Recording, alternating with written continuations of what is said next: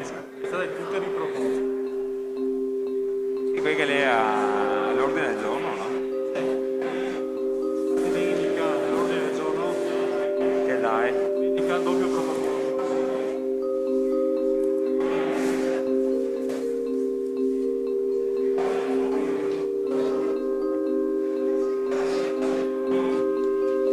'Non hai letto il mio messaggio, ma non importa. L'ho letto, sì, il tuo messaggio. Sì. Devi fare la comunica presentazione. Sì, va bene. Sì, ti ho anche risposto. Ah, scusami allora. No, no, tranquillo. Perché ero in meet col liceo. E io posso sedermi qua, prendo tutte le carte quando devo presentare. Grazie. Sì. Non per l'interrogazione, Sì, no. sì, ma sì. le due dei-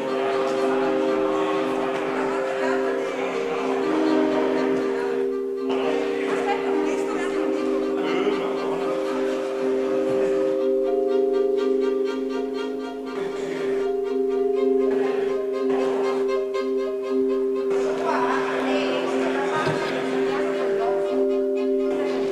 1, 2.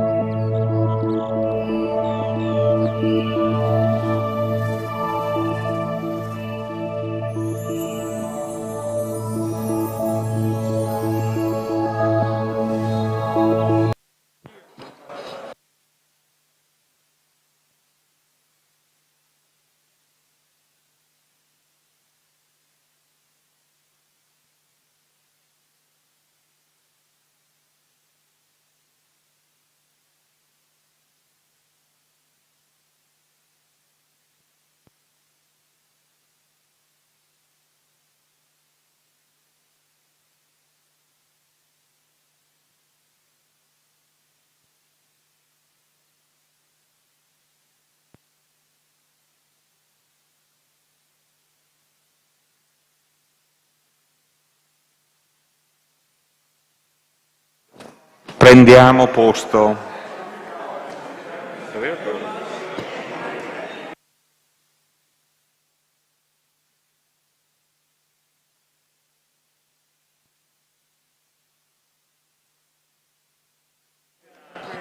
Prendiamo posto.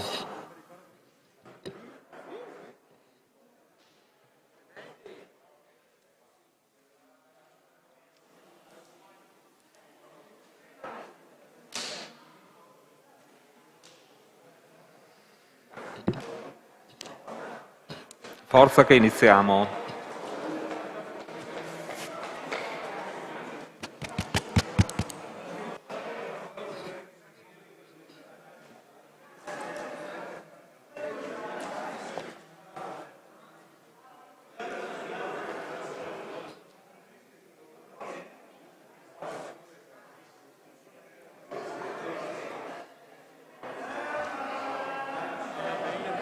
Molto, molto.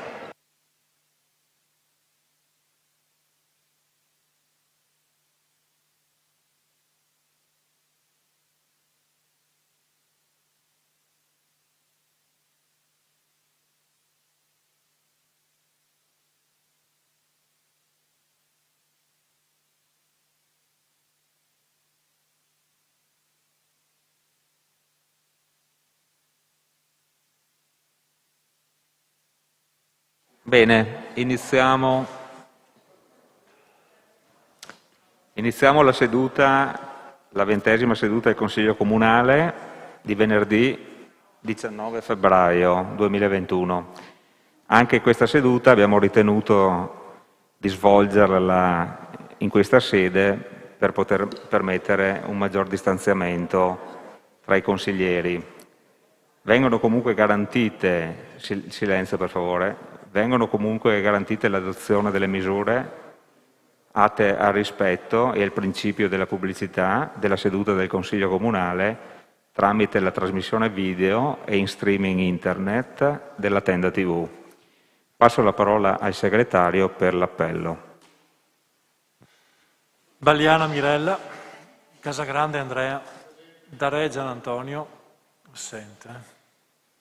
De Antoni Giulio, De Bastiani Alessandro, De Nardi Barbara, Dus Marco, Gomiero Maurizio, Pagotto Alberto, Parrella Roberto, Rasera Gianni, Rosset Mario, Salezze Silvia, Sant'Antonio Paolo c'è, Tonon Roberto, sì, Baraschin Gianni, un solo assente.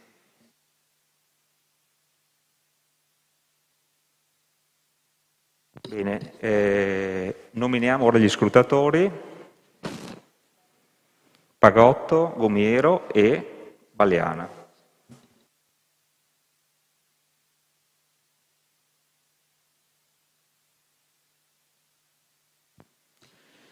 Va bene, se c'è qualche comunicazione da parte degli assessori o del sindaco. Sindaco, prego. Le comunicazioni che generalmente do relativamente al Covid, questa sera le darà l'assessore Antiga in risposta a una delle interpellanze. Ecco, vi chiedo a tutti i consiglieri la cortesia, siccome la situazione dei microfoni, no, avete sentito che la volta scorsa si fa fatica a casa a capire se non c'è silenzio in aula, e i consiglieri devono venire a parlare al microfono qua al lato del tavolo. Chiedo la cortesia di tentare di fare il massimo silenzio possibile mentre parlano le persone. Grazie. Allora, apriamo i lavori. Partiamo con la prima interrogazione nell'ordine del giorno, presentata dal consigliere Marco Dus, Partito Democratico, in riferimento all'articolo pubblicato sul Gazzettino di Treviso in data 29 settembre 2020, dal titolo «Il Comune detta le regole, vigneto bio vicino all'asilo». Prego, consigliere, per l'illustrazione dell'interrogazione.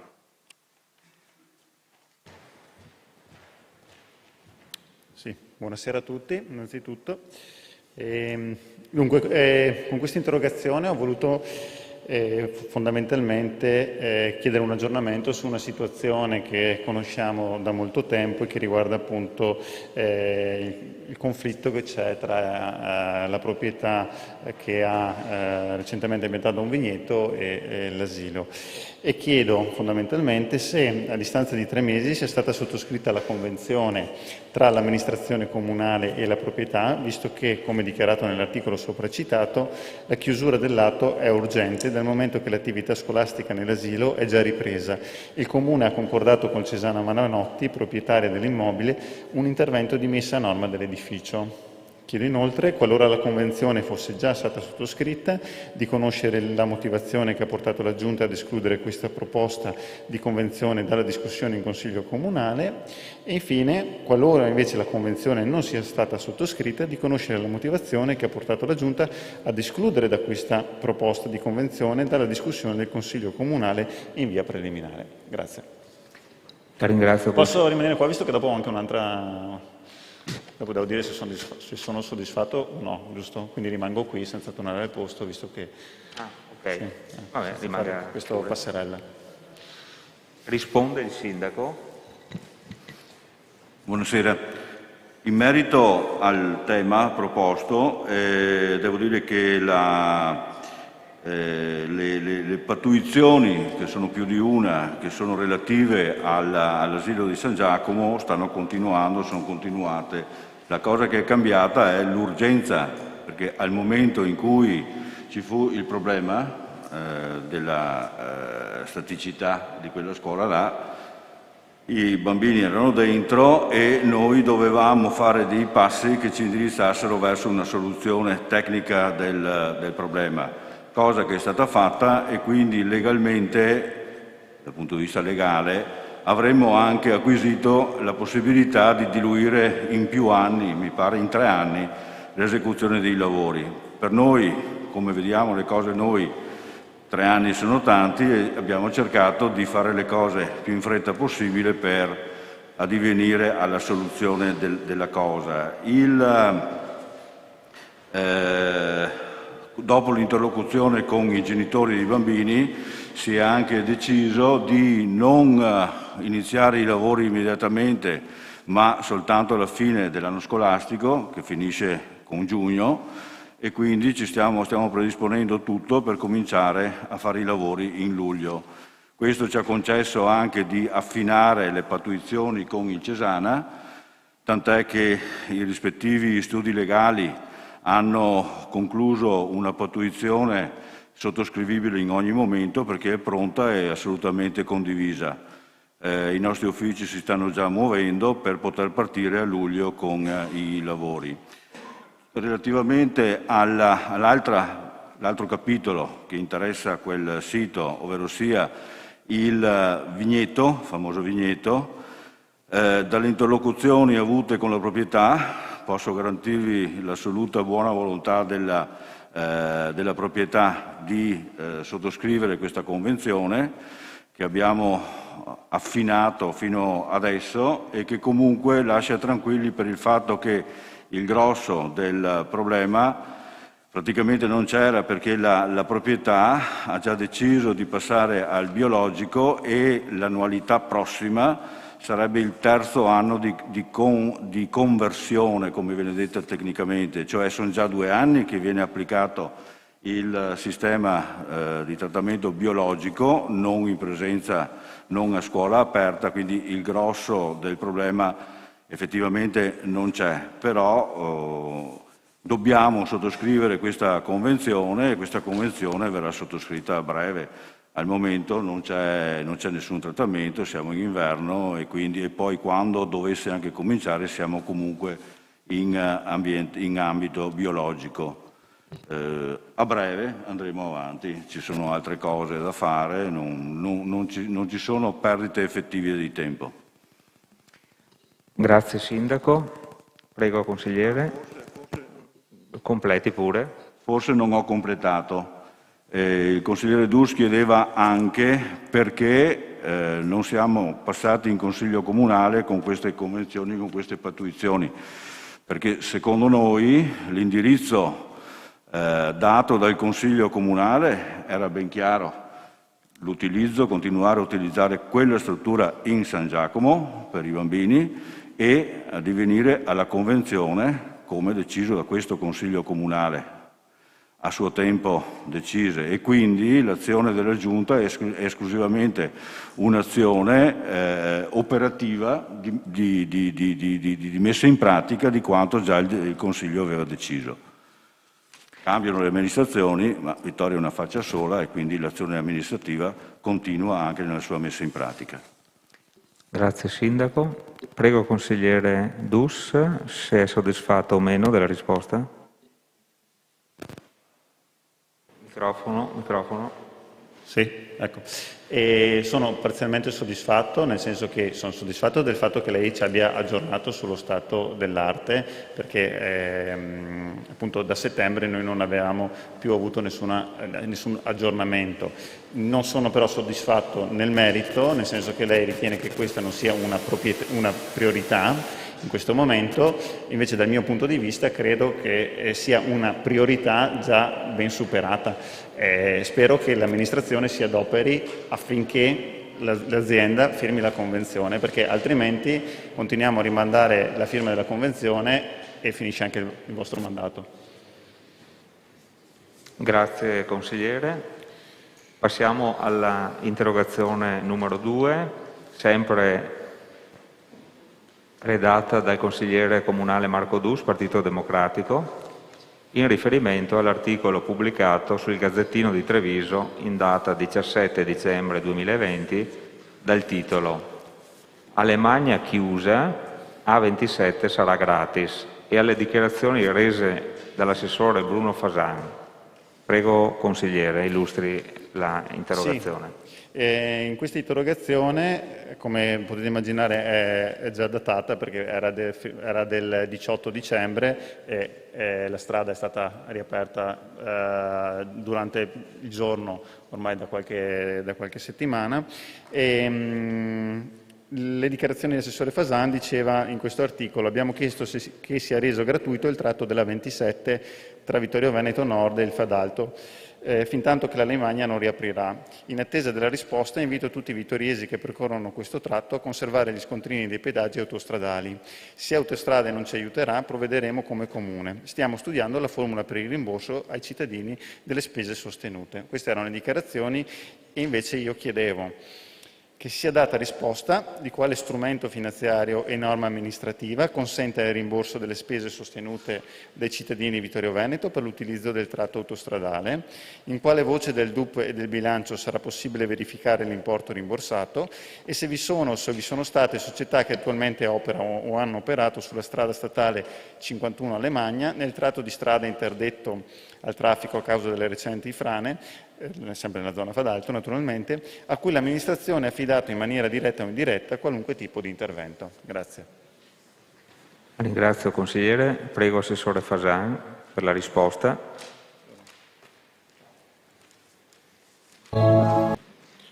Buonasera a tutti.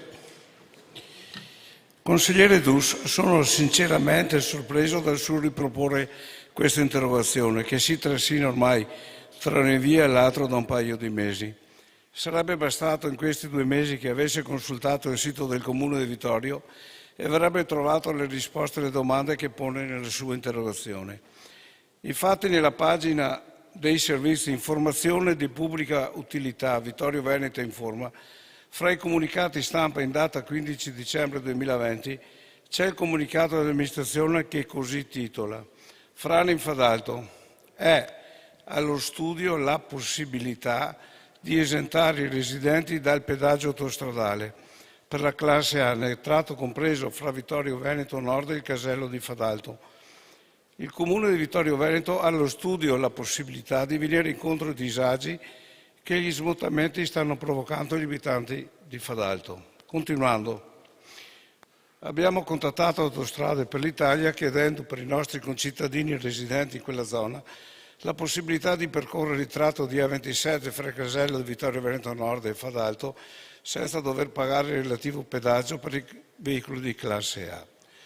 La richiesta è stata inoltrata nei giorni scorsi alla sede di Roma della società e del Comune è in attesa della risposta.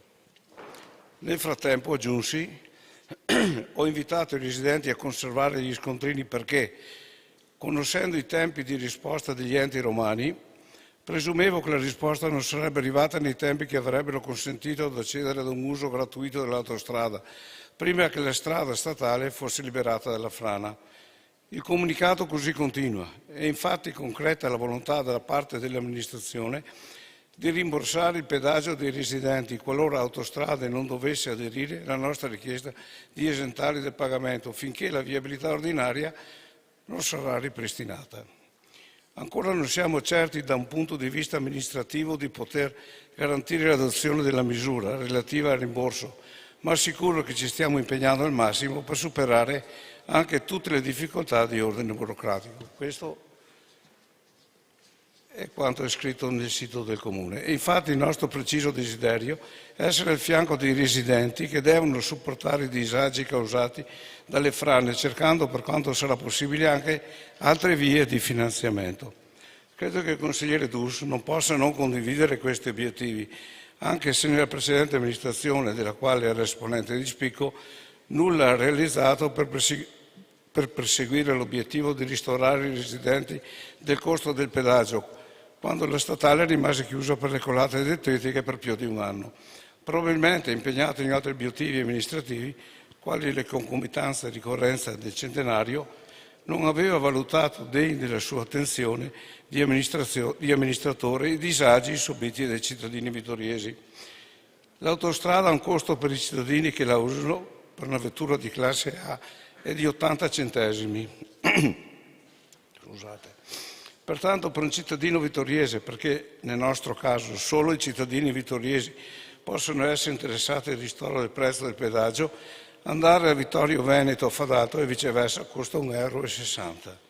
È una cifra che non ritengo gravi eccessivamente sul bilancio familiare dei cittadini.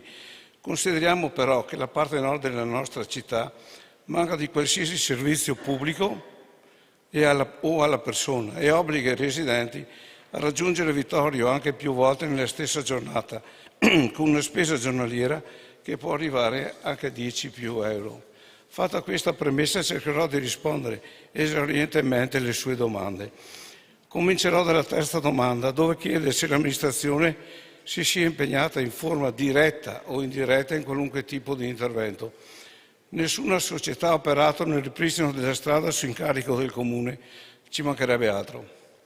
Certamente, consigliere Dus, l'amministrazione si è impegnata in forma diretta nella risoluzione del problema, facendo fede a quelli che sono i propri compiti istituzionali, convocando 2 giorni dopo l'evento un tavolo di concertazione sugli eventi da realizzarsi, al quale hanno partecipato ANAS, Autostrade e Ferrovie. Dopo un proficuo colloquio, nel quale sono emerse le competenze, l'amministrazione ha riconvocato lo stesso tavolo 2 giorni dopo, nel quale tutti i partecipanti hanno concordato su chi fa cosa. Alla seconda domanda, in cui chiede in quale voce del DUP sarà possibile verificare l'importo che eventualmente sarà versato, rispondo che la pubblicazione del DUP è antecedente all'evento calamitoso e non era realisticamente possibile prevedere una scheda che assolvesse la possibilità di dare un ristoro per l'importo degli scontrini. D'altra parte, nell'eventualità di un ristoro, credo sia nei compiti dell'amministrazione valutare l'opportunità di intervenire anche al di fuori del DUP, qualora lo ritenesse opportuno, come in questo caso per emergenze non prevedibili. Anche la precedente amministrazione l'ha fatto. Se sarà necessario anche noi lo faremo, passando però attraverso il Consiglio Comunale, cosa che non sempre verificatesi nel recente passato. Alla prima domanda in cui chiede a quale strumento finanziario si possa fare riferimento per rimborsare le spese sostenute dai cittadini vittoriesi, ricordo che nel mio comunicato stampa ho invitato i cittadini vittoriesi a conservare prudenzialmente gli scontrini, nell'eventualità che fossi riuscito a trovare modo di ristorarli. Ho anche accennato che ho chiesto ad Autostrade a rendere gratuito il pedaggio o, eventualmente, a contribuire alle spese del pedaggio. Richiesta inviata via PEC nella giornata di venerdì 11 dicembre. Al momento non abbiamo ottenuto risposta. 2 mesi. Ricordo che Autostrade ha già fatto un accordo simile con le vicine amministrazioni del Friuli, in un recente caso di calamità naturale, e quindi noi siamo ancora fiduciosi per un riscontro positivo. Alla fine, se ciò non sarà possibile, visto che ANAS ha provveduto a chiudere le statali ed è l'ente gestore della viabilità della sua manutenzione, valuto che sia ANAS l'ente principalmente indicato a pagare i pedaggi, atto che considero un gesto di giustizia verso i cittadini vittoriesi. Grazie Assessore Fasan. Prego Consigliere Dus. Sì, lei Assessore Fasan ha, come tutti ben sappiamo, innumerevoli doti, no? Tra queste però la sintesi non la conosce. Bastava semplicemente che dicesse che quella lì era una buttata giornalistica e i rimborsi chissà quando arriveranno, se arriveranno, come verranno fatti. Non serviva scrivere 4 pagine di poema, ecco. E io l'interrogazione l'ho presentata il 12 dicembre, forse lei si è perso negli ultimi consigli comunali, quando qui presente consigliere Rosset ha presentato una mozione nell'ultimo consiglio comunale con la quale ci invitava a ripresentare l'interrogazione. Nel consiglio comunale precedente, inoltre, per un accordo che era stato raggiunto, le interrogazioni non erano state ripresentate. Ecco che dal 12 dicembre arriviamo al 19 febbraio. E questo è il motivo. Tutto qui. Inoltre, le faccio infine presente che il sottoscritto esercita il proprio mandato all'interno del Consiglio Comunale, non va nel sito del Comune. Quindi io vengo qui in Consiglio Comunale e le faccio le domande. Lei ha la cortesia di rispondere alle domande. Tutto qua. Grazie Consigliere Dus. Passiamo alla interrogazione numero 3, presentata dal consigliere comunale Barbara Denardi, Partito Democratico, ad oggetto misure di dissuasione e contrasto alle violazioni dei decreti in vigore per l'emergenza pandemica. Prego, consigliere. Grazie Presidente. Faccio presente che anche questa è una interpellanza ormai ben datata. Possiamo cominciare a considerare l'invecchiamento come per le bottiglie di vino nelle interpellanze in questo Consiglio Comunale. Sicuramente non per colpa del Presidente, ci tengo a precisare, e per i consiglieri comunali che non appartengono alla prima commissione e che non sono stati informati dai colleghi che invece partecipano alle sue riunioni, segnalo che ancora nel luglio dell'anno scorso si era raggiunto un accordo tra tutti i componenti della Commissione perché interpellanze, mozioni e quant'altro, proprio onde evitare di arrivare a doverle ritirare perché superate dai fatti ormai non più interessanti per nessuno, venissero trattate nel giro di un mese, che poi fossero 2 giorni in più, 2 giorni in meno, nessuno si scandalizzava. Qua siamo oltre i 2 mesi. Proprio perché ormai i dati normativi sono completamente superati di questa e rischiano di essere sbagliati, vi evito tutte le premesse perché evitiamo di dare numeri così a caso. E passo alla parte finale che comunque può avere ancora una sua validità.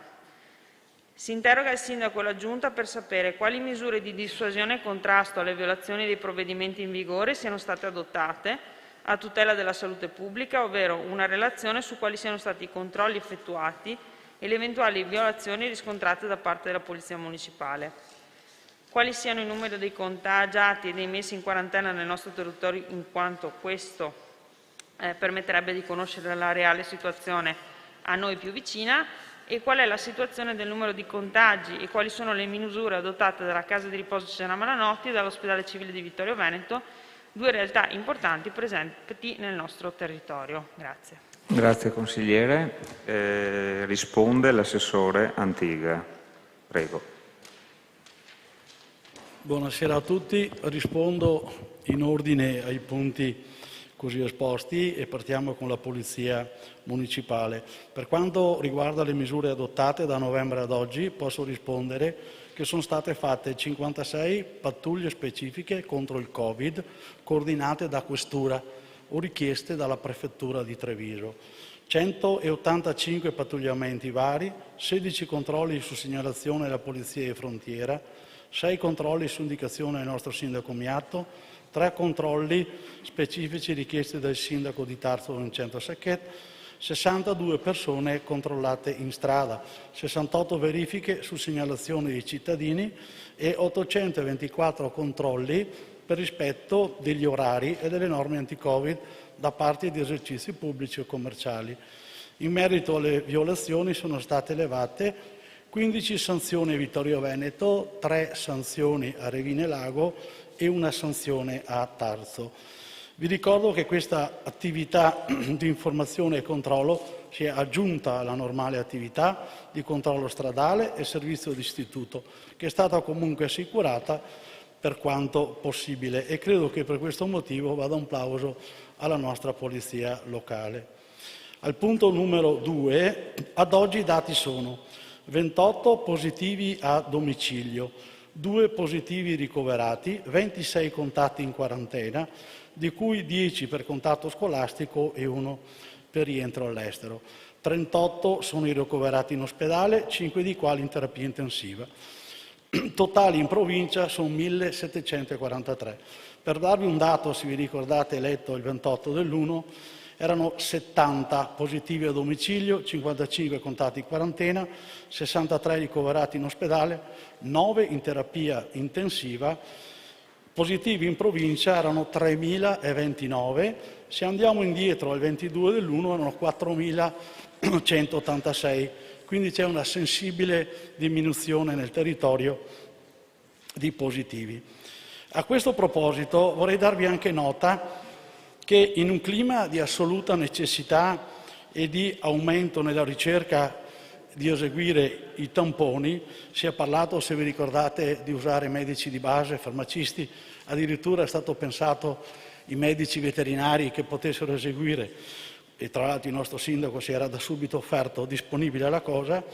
Presso il nostro ospedale civile, su imper del primario dottor Giuseppe Rizzotto, coadiuvati con 2 infermiere e una segretaria, si è costruito un punto di tamponi che a far data dal 10 novembre eseguivano 120 test giornalieri con un riscontro di positività di 35 positivi giornalieri.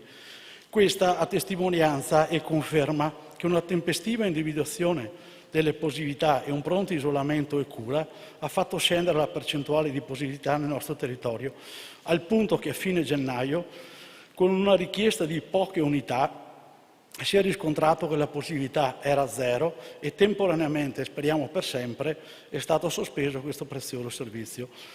Al dottor Rizzotto, che è intervenuto volontariamente, va il nostro più sentito ringraziamento. Al punto numero 3, per fortuna, in merito all'RSA di Vittorio Veneto e non solo, si è riuscita a riportare la situazione sotto controllo, anche se con 1000 difficoltà e sforzi. Nello specifico, in merito all'Istituto Cesana Malanotti, ad oggi possiamo dire che il passato sia solo un brutto ricordo, in quanto l'istituto si deve annoverare tra i Covid-free. Sono stati vaccinati tutti i medici e gli ospiti, era stata programmata anche la vaccinazione per i dipendenti, ma la stessa è stata spostata, presumibilmente la prossima settimana. Il motivo va ricondotto alla mancanza nella fornitura della programmazione di vaccini, rendendo necessaria la sospensione per la prima dose, a garanzia che a tutti possa essere inaugurata la seconda dose per completare il corretto ciclo vaccinale. In merito ai tamponi, la struttura è indipendente ed esegue con proprio personale ormai da tempo 2 volte alla settimana ai dipendenti e ogni 20 giorni agli ospiti. Anche questo esempio riscontra che il rispetto di tutte le norme di prevenzione, come mascherine, guanti, sanificazione, con la sistematica ricerca del possibile positivo e attraverso i tamponi alla fine individuato, premia assolutamente lo sforzo impiegato. Grazie Assessore. Prego Consigliere. Grazie. Passiamo alla Interrogazione numero 4, presentata dai consiglieri comunali Alessandro De Bastiani e Mirella Balliana, gruppo De Bastiani Sindaco, Rinascita Civica, ad oggetto gestione e sviluppo degli spazi verdi urbani. Prego, consigliere De Bastiani. Grazie, buonasera a tutti. Premesso che l'amministrazione ha attuato un'evidente politica di manutenzione del verde comunale con l'abbattimento di un considerevole numero di essenze arboree lungo le vie cittadine. Considerato che il territorio comunale di Vittorio Veneto, che si caratterizza per la presenza di alberature stradali di antico impianto, di pregio ambientale, naturalistico e paesaggistico, suscettibile di tutela secondo la legge del 2013, norme per lo sviluppo degli spazi verdi urbani. Considerato che l'abbattimento delle essenze arboree, specie se antiche, debba sempre essere considerato come atto estremo dopo che si siano espedite tutte le forme di manutenzione possibili. Considerato che il Comune dovrebbe essere dotato di uno specifico piano per la gestione del rischio di cedimento delle alberature, con particolare riferimento alle alberature stradali. Considerato inoltre che il Comune dovrebbe predisporre un piano di gestione delle aree e degli elementi del verde urbano attraverso un censimento e una classificazione degli alberi piantati in aree urbane, una mappatura delle aree e degli elementi del verde urbano, l'individuazione della rete ecologica urbana con particolare riferimento all'asse del verde del fiume Meschio. Con questa interrogazione chiedo di conoscere se le attuali opere di manutenzione del verde cittadino rispondano ad un preciso progetto oppure se siano frutto di interventi decisi di volta in volta. Di sapere se il Comune si è dotato di un piano del verde inteso come uno strumento di pianificazione di settore, integrativo dello strumento urbanistico generale, anche in previsione di una futura trasformazione urbanistica e territoriale. Di conoscere infine se, in ottemperanza della legge che ho citato prima del 2013, che sancisce l'obbligo di mettere a dimora un albero per ogni nuovo nato e anche per i bambini adottati, per ogni bambino adottato, il Comune ha provveduto ad individuare un'area sul proprio territorio comunale da destinare a nuova piccola forestazione e di conoscere il numero delle essenze arboree finora piantumate. Grazie. Grazie consigliere. Risponde l'assessore Fasano. Grazie Presidente. Allora, rispondo all'interrogazione dei consiglieri di Rinascita Civica con una considerazione personale alle domande che mi sono state poste. Non è possibile che non siate informati se il Comune è o non è dotato di un piano del verde, inteso, come voi dite, uno strumento di pianificazione del settore. Al consigliere De Bastiani, amministratore di lungo corso, faccio rilievo che da consigliere di maggioranza avrebbe potuto avere, se solo interessato, tutte le informazioni alle quali ora fa riferimento la sua interrogazione. Dico che non è giustificabile né plausibile che non conosca le risposte. Siamo qua. Da metà degli anni '80, cioè almeno 35 anni fa, il Comune si è dotato di uno strumento di pianificazione del verde redatto dal dottor De Mario, nel quale, fra altre indicazioni, si prospettava la cura dei viali cittadini e la sostituzione graduale delle piante, secondo un programma che teneva conto prioritariamente della sicurezza stradale e dei cittadini. Con questo obiettivo, all'epoca l'amministrazione formò fra i tecnici comunali dei responsabili che, in base alle indicazioni del piano, hanno finora tutelato il patrimonio arboreo del Comune, mantenendo la tipicità delle piante previste, tranne in soli 2 casi, i pini di via Rizzera, sostituiti da Lecci, e i Ginkgo biloba di via Galilei. Tutto il resto del patrimonio arboreo comunale è stato manutentato o sostituito con piante analoghe come gli ipocasteani del Viale della Vittoria. Dunque, la sola domanda che questa sera avrebbe dovuto pormi il consigliere De Bastiani non è se esiste un piano, ma per quali ragioni non sono state rispettate in tutti questi anni, soprattutto quando lei era in maggioranza, le indicazioni del piano De Mario, una volta che era stato adottato dall'amministrazione vittoriese. Chiede poi di conoscere se le attuali opere di manutenzione del verde cittadino rispondono ad un preciso documento progetto oppure siano frutto di interventi di volta in volta decisi sulla base delle contingenze. A questa domanda, consigliere De Bastiani, dobbiamo chiarire cosa intende per contingenze. La contingenza è forse la possibilità di uno schianto in caso di evento calamitoso a causa della tipologia della pianta stessa? Assodato che già in progetto finirà poco rispettato nelle sue indicazioni perché è ritenuto politicamente impopolare, questa è la ragione, soprattutto nel merito del taglio della sostituzione degli alberi, ma che devono essere sostituiti non solo perché ammalorati, ma anche a causa della tipologia propria degli stessi alberi, quando risultano potenzialmente pericolosi.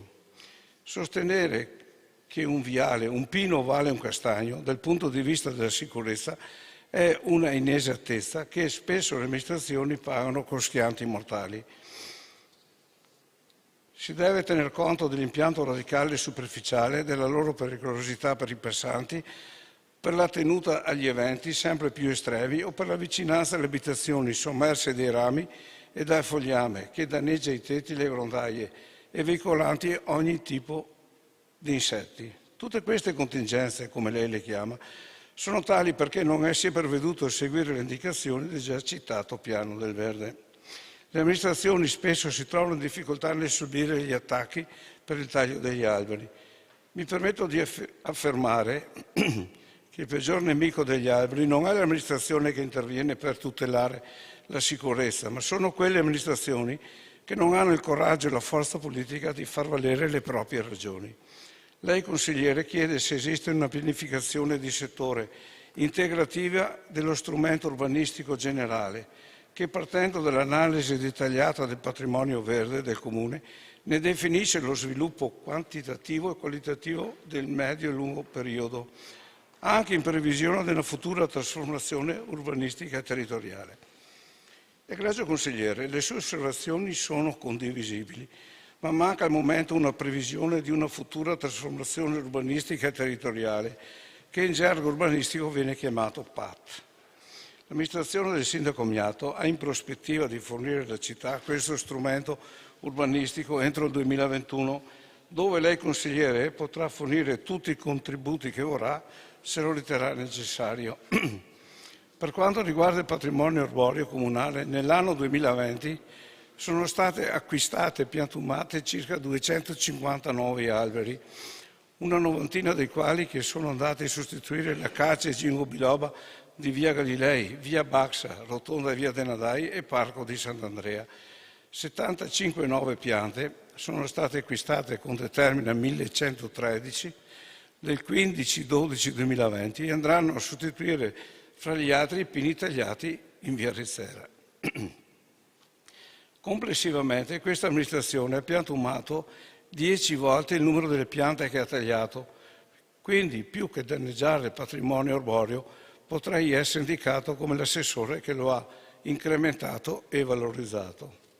Fra potature e acquisto di nuove piante l'amministrazione ha speso quest'anno più di 100.000 euro.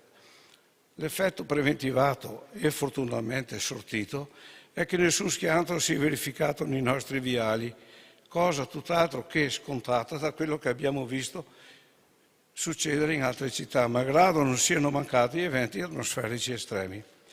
Lei, consigliere De Bastiani, chiede di conoscere se, in ottemperanza all'articolo 2 della sua menzionata legge del 2013, che sancisce l'obbligo di mettere a dimora un albero per ogni nuovo nato, o adottato a partire dal 16 febbraio del 2013, il Comune ha provveduto a individuare un'area sul proprio territorio comunale da destinare a nuova piccola forestazione, che posa di piante autoctone e di conoscere il numero di essenze arboree finora piantumate. Le confesso, consigliere De Bastiani, che la legge 10 del 14/1/2013 mi era proprio sfuggita. Però le garantisco che d'ora in poi continuerò ad applicarla diligentemente, seguendo l'esempio dell'amministrazione che lei ha sostenuto dal 2014 al 2017. Devo solo individuare un'area in territorio, cioè niente, sono degadelo. Devo solo individuare un'area in territorio comunale che si presti a questa funzione. Se lei è d'accordo, io indicherei un'area sul Col Visentin, da Fais a Forcella Zoppei, oppure, se preferisce, un'area in mezzo ai castagni, da Marenga al Pizzoc, oppure su Monte Altare. Buona idea. Come lei ben sa, in questi territori albergano qualche milione di alberi che annualmente si riproducono in milioni di nuove piantine. Questo a costo zero per il Comune di Vittorio Veneto. Se lo riterrà opportuno, andremo insieme ad individuare e ad abbinarle i nuovi nati di Vittorio Veneto. Meglio sul Visentin comunque, che in zona industriale, dove l'incuria di questi anni ha degradato l'area dedicata a questo tipo di piantumazione, realizzata più di 30 anni fa. Grazie.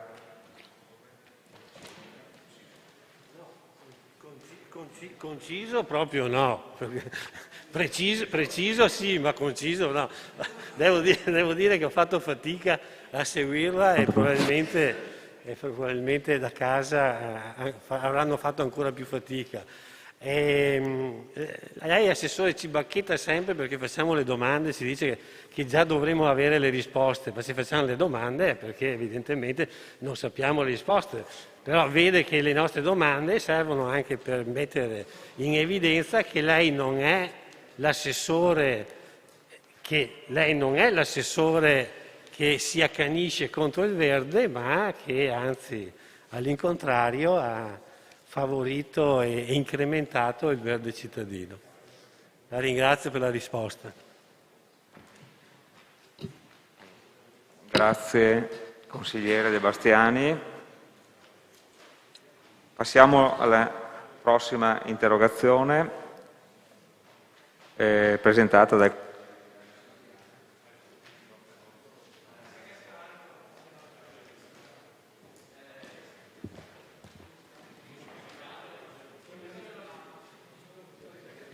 Pronto? Sì, presentata dal consigliere Mirella Balliana, gruppo De Bastiani, sindaco Rinascita Civica, ad oggetto incarichi di collaborazione a titolo gratuito ad ex dipendenti comunali.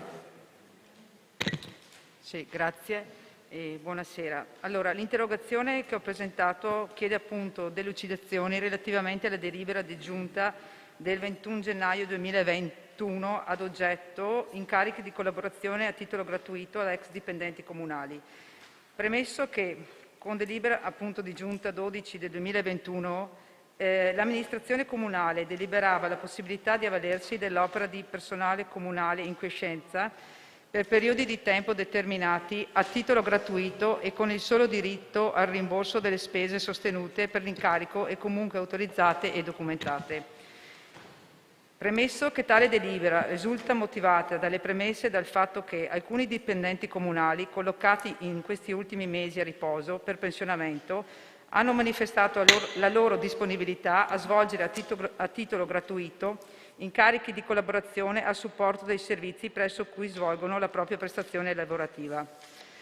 Considerato che sia necessario provvedere quanto prima all'avvicendamento del personale posto in quiescenza attraverso pubblico concorso, sia per garantire in modo costante i servizi pubblici prestati dall'ente comunale, sia anche nell'ottica di favorire l'assunzione di giovani qualificati con capacità innovative che sono in attesa di intraprendere un'attività lavorativa nel servizio pubblico, si chiede all'amministrazione comunale quanti sono i dipendenti comunali in quiescenza che hanno manifestato la loro disponibilità di collaborare a titolo gratuito, che come richiamato in premessa hanno quindi determinato l'adozione della delibera in oggetto, presso quali unità operative del Comune erano in servizio al momento del pensionamento e ultima richiesta, se poiché si tratta di personale andato in quiescenza in questi ultimi mesi, si tratta di personale che ha utilizzato per il pensionamento quota 100. Grazie.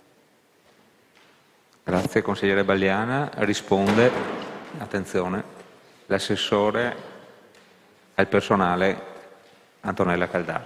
Prego. Buonasera anche da parte mia. Allora, innanzitutto in relazione alla delibera di giunta del 21 gennaio 21, specifico che le dipendenti che si sono rese disponibili a collaborare a titolo gratuito sono 2. Entrambe avevano rassegnato le dimissioni per collocamento in quiescenza in data 21 e 22 dicembre dello scorso anno, una in base alla legge Fornero e una in base con la quota 100.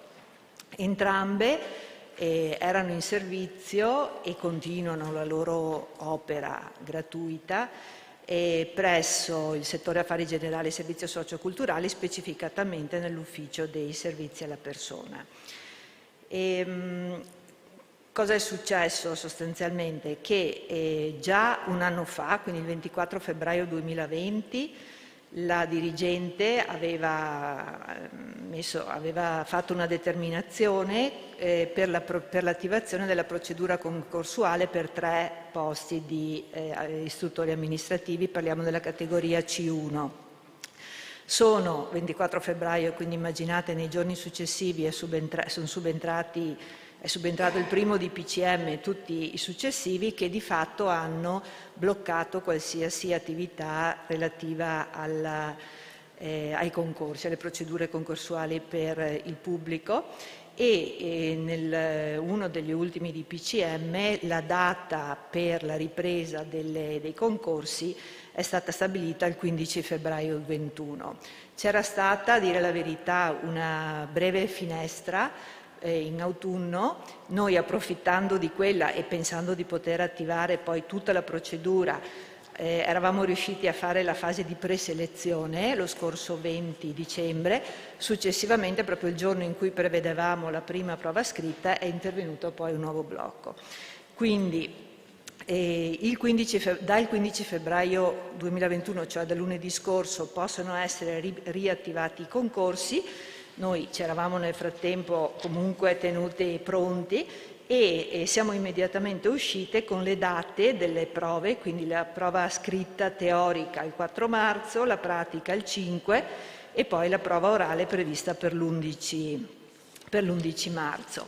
Ecco, relativamente a quanto lei dice nel considerato della sua interrogazione, cioè la soluzione migliore sia questo dipende, anch'io lo condivido, ma del resto è la normativa che dice così, cioè per tutte le assunzioni dalla categoria C1 in su è obbligatorio giustamente procedere attraverso selezione per concorso, mentre le categorie B, sia di tipo tecnico, quindi gli operai, sia di tipo amministrativo come può essere il nesso, vengono invece assunte attraverso la selezione degli iscritti nelle liste di collocamento. Quindi è il TUEL che lo definisce, tra l'altro viene questo ribadito anche nel regolamento sul funzionamento degli uffici di servizio del nostro Comune.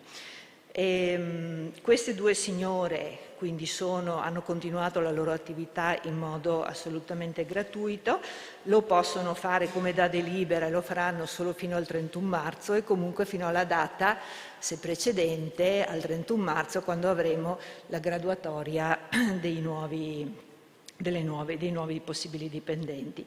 Lo fanno, come ho detto, in forma gratuita per il massimo di 8-10 ore alla settimana.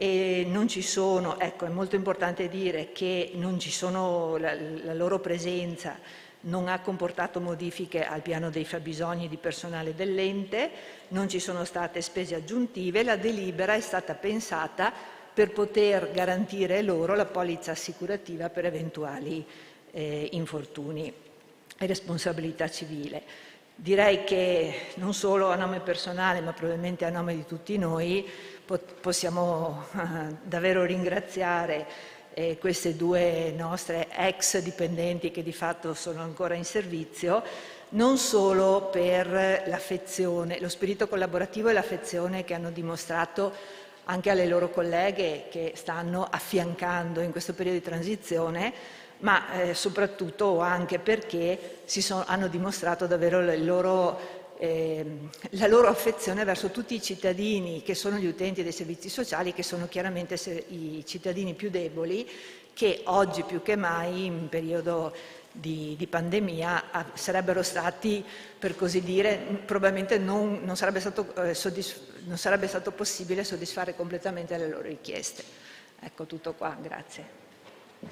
Grazie Assessore, prego consigliere, si dichiara soddisfatto o insoddisfatta? Volevo ringraziare l'Assessore per la cortese risposta e anch'io mi unisco ai ringraziamenti naturalmente nei confronti di queste due istruttrici amministrative e che si sono appunto resi disponibili per questi 2 mesi.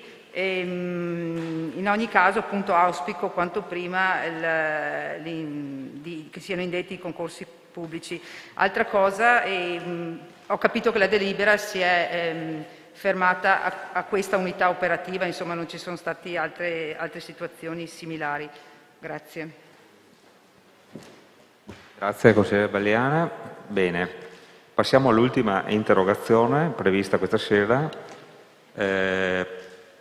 dal consigliere comunale Giulio De Antoni, gruppo Marco Dus Sindaco, in merito all'attuazione di quanto previsto dalla delibera del Consiglio Comunale numero 57 del 31/12/2020.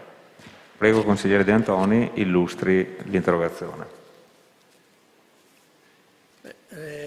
Spero che i colleghi consiglieri abbiano potuto leggere l'interrogazione. Comunque si tratta della vicenda di via Oberdan, che un po' è nota a tutti.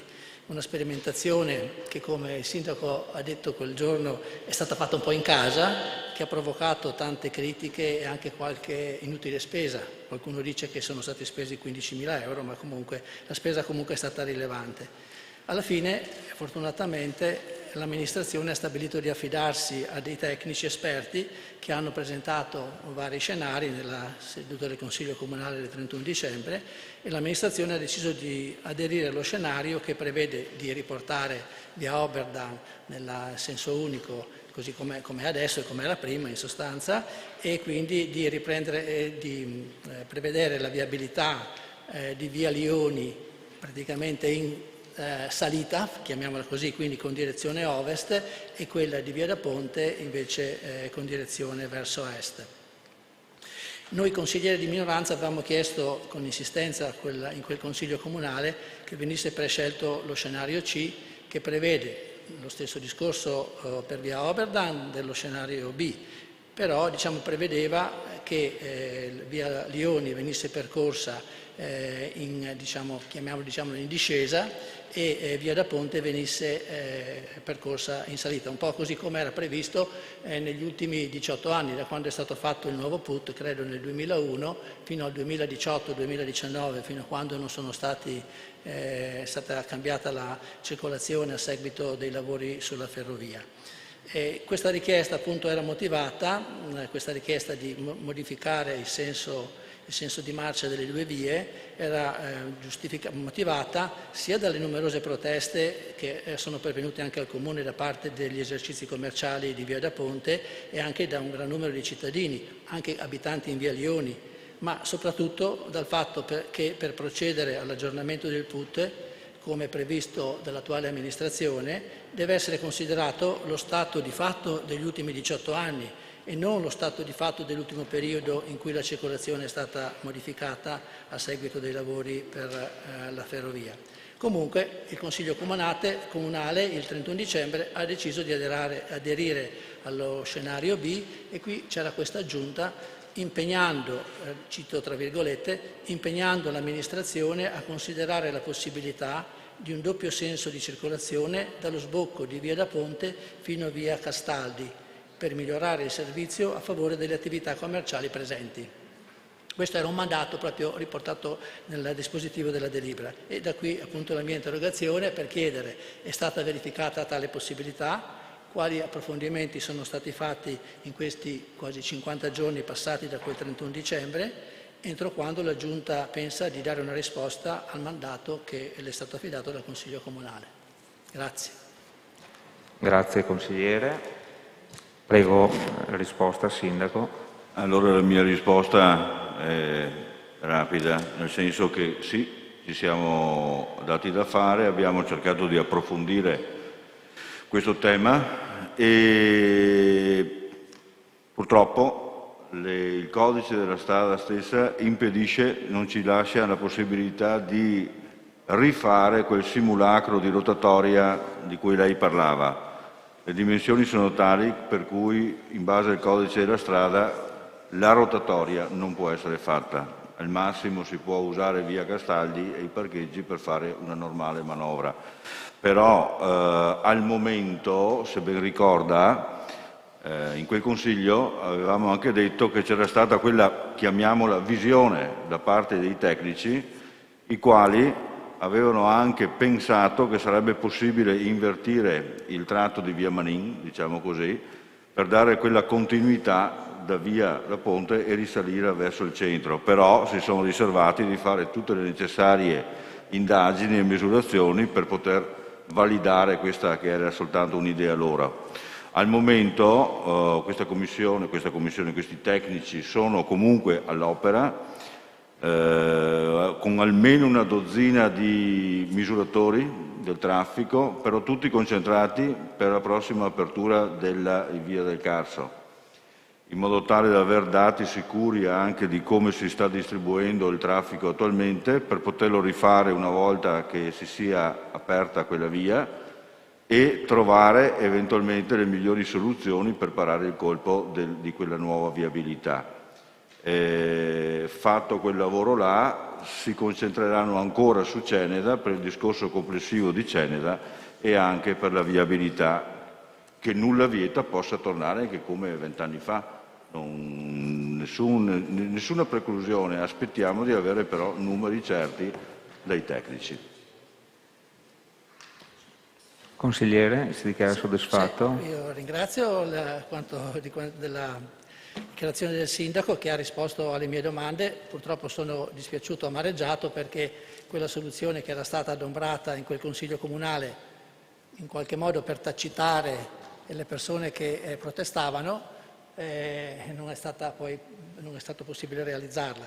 A questo punto io vi chiederei di ripensare anche alla scelta fatta dello scenario B, perché questo è il discorso. Non sono riuscito nel Consiglio del 31 dicembre a spiegare questa cosa. Io non ho capito, signor Sindaco, perché una volta che abbiamo deciso di ripristinare il senso unico su via Oberdan, non abbiamo ripristinato la situazione così come era per gli ultimi 18 anni, dal 2001 al 2018-2019, adesso non mi ricordo che anno hanno iniziato i lavori, si è sempre tenuto quel tipo di viabilità, discesa su via Lioni e salita su via da Ponte. Perché avete voluto cambiare e riportare a quella situazione che si è consolidata solo per un anno? Perché c'è una sperimentazione che sta per essere completata, la fanno i tecnici, che poi magari si invertiva e poi tornava utile reinvertire ancora. Sì, esatto, guardi, sì. Ma mi permetta, ma scusi. Ma le interrogazioni... Ecco. Ok, la ringrazio. Grazie. Bene. Allora, non era l'ultima, mi ero sbagliato, passiamo all'ultima interrogazione del consigliere De Bastiani ad oggetto Piruea Piazza Meschio, accordo conciliativo con Zurich Insurance e Edilvi Spa. Prego, consigliere. Sì, questa interrogazione scaturisce da un articolo di stampa dal quale abbiamo appreso che al fine di raggiungere un accordo extragiudiziale per il contenzioso tra il Comune di Vittorio Veneto e l'assicurazione Zurich e Edilvi, il Comune ha chiesto e ottenuto di posticipare l'udienza prevista per il mese di dicembre scorso. Pertanto chiedo che venga informato il Consiglio Comunale sul sviluppi della trattativa in corso. Chiedo se la richiesta di rinvio significa che l'amministrazione ha deciso di rinunciare al recupero di tutti i 720.000 euro spesi per la realizzazione della piazza. Chiedo quali sono i motivi che fanno pensare a questa amministrazione che sia indispensabile un accordo conciliativo e di conseguenza quali sono i motivi che fanno pensare appunto all'amministrazione che nel caso la controversia continui in sede giudiziaria si possa avere dei risultati a nostro svantaggio. Prego, Sindaco. Brevemente, vedo 4 domande qua. Sì, sono in corso delle trattative e posso dire che possiamo ragionevolmente pensare di trovare una soluzione migliorativa rispetto all'offerta già fatta da parte della ditta e da parte dell'assicurazione.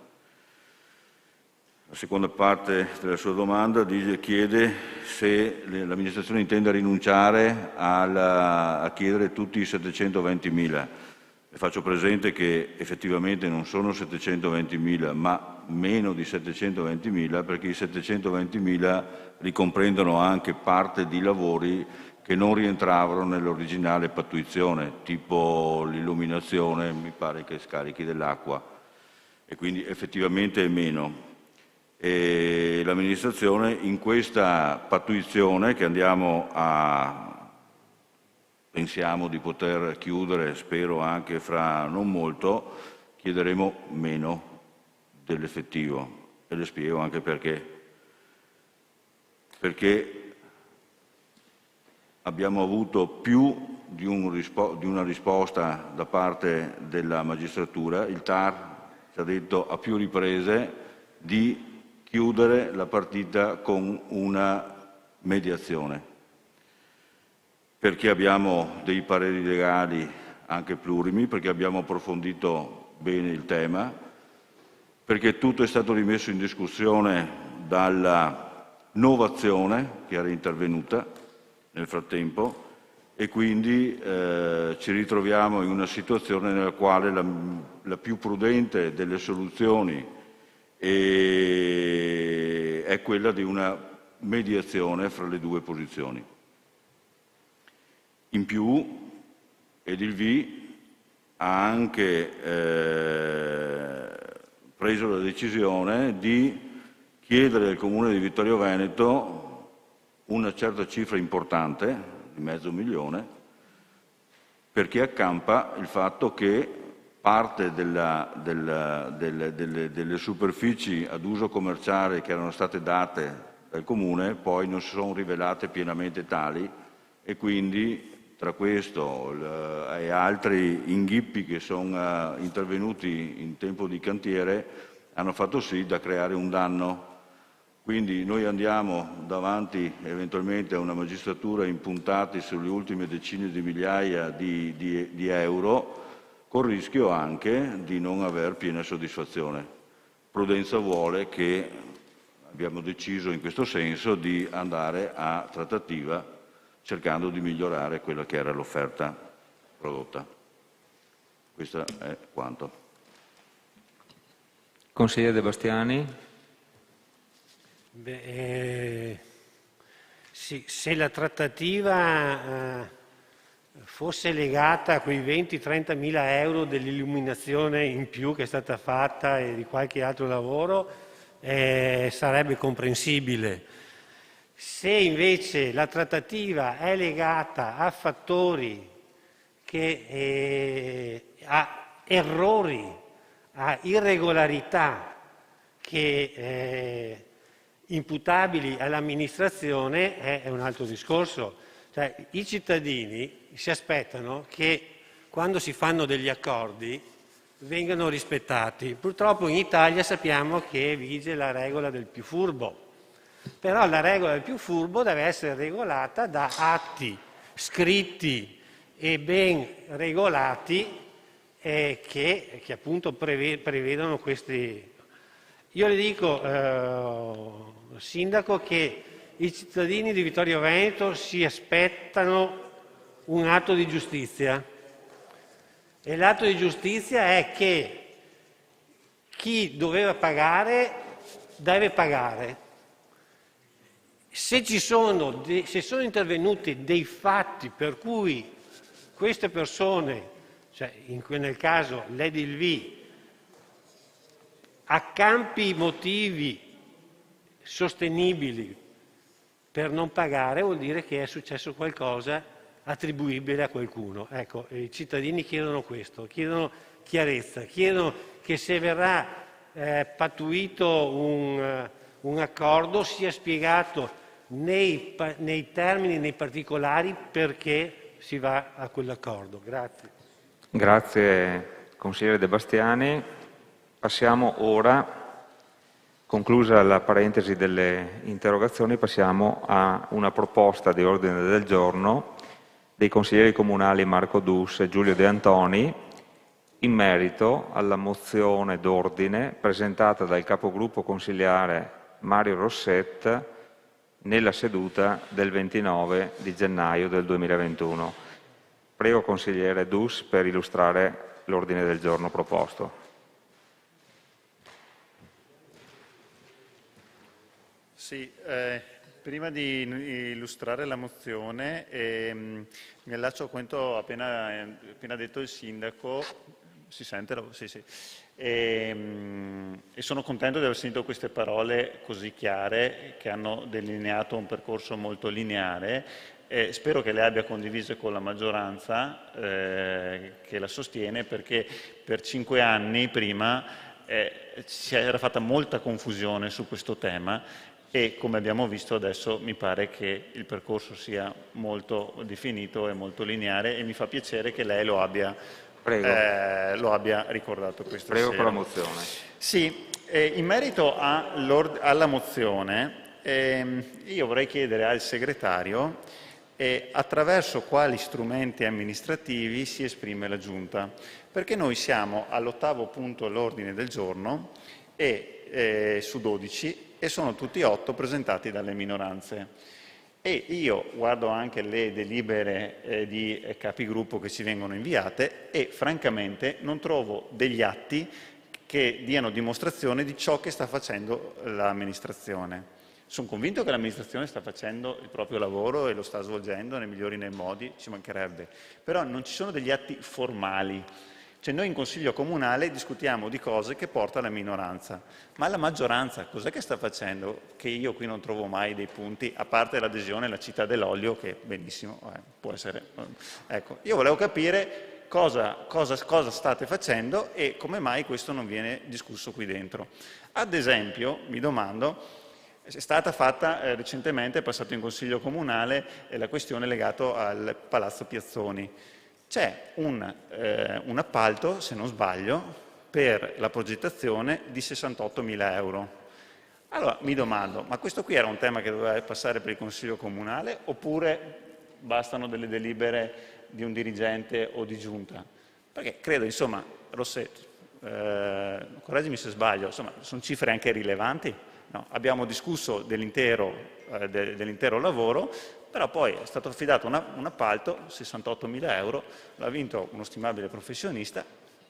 Però, cavolo, consigliere, sono soldi. Passi pure all'illustrazione. No, questo per dire che all'ordine del giorno, e qui vengo alla mozione, la storia la sappiamo tutta. Lo sappiamo tutti quello che è successo pure.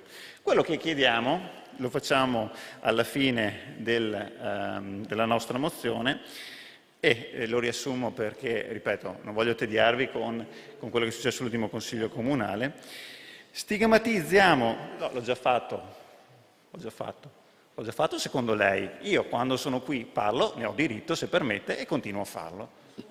Ho chiesto silenzio in aula. Facendo dei commenti. Ho chiesto silenzio in aula perché... Prego.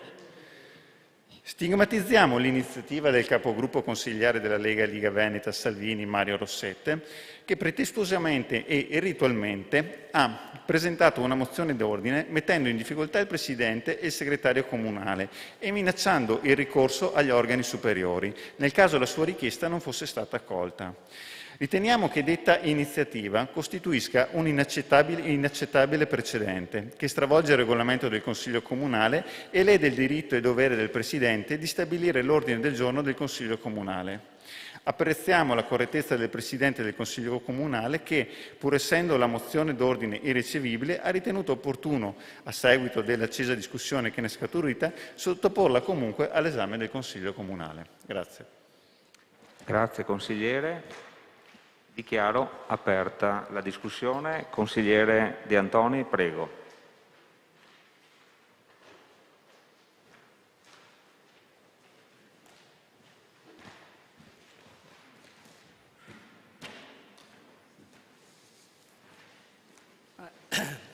Io ho deciso di presentare assieme al consigliere Dusso... Si avvicini un po' più, scusate, perché altrimenti non si sì. sente. Ho deciso di presentare assieme al consigliere Dusso questo ordine del giorno, in quanto sono rimasto molto amareggiato da ciò che è successo nel Consiglio Comunale del 21 gennaio scorso.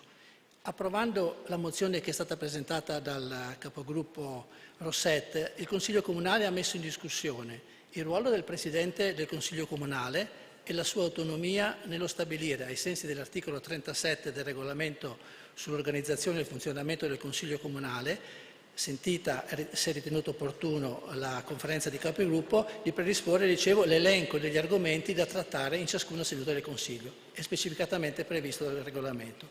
Ma ha messo in discussione anche il ruolo della conferenza di capigruppo, di cui il consigliere Rosset fa parte, che si riunisce prima di ogni Consiglio Comunale e che in base all'articolo 8 del regolamento può assumere accordi relativamente alla durata e all'organizzazione delle sedute del Consiglio Comunale. Siamo arrivati all'assurdo che la conferenza di capigruppo decide all'unanimità una procedura e poi uno degli stessi capigruppo, con i voti della maggioranza, ottenga dal Consiglio Comunale l'annullamento di quanto deciso. E a nulla vale l'osservazione che tale capogruppo non fosse presente in quella riunione perché era stato delegato un suo collega che avrebbe dovuto perlomeno riferirle quanto avevamo concordato. Io ritengo che l'autonomia organizzativa e funzionale del Consiglio Comunale e dei suoi organismi debba essere assolutamente salvaguardata e garantita. L'approvazione della mozione Rosset, avvenuta in un clima di grande confusione, ha creato un precedente inaccettabile che chiedo venga disconosciuto affinché una situazione del genere non abbia a ripetersi. Chiedo in sostanza che vengano ribaditi e riconfermati i compiti e i poteri del Presidente del Consiglio Comunale come indicati dall'articolo 5 del regolamento e le funzioni della conferenza dei capigruppo come previsto dall'articolo 8 dello stesso regolamento. Non si tratta di un aspetto meramente formale, gli articoli, ma di un aspetto sostanziale relativo all'autonomia organizzativa e funzionale del Consiglio Comunale e dei suoi organismi, cioè il Presidente e la conferenza dei capigruppo. Grazie. Grazie consigliere De Antoni.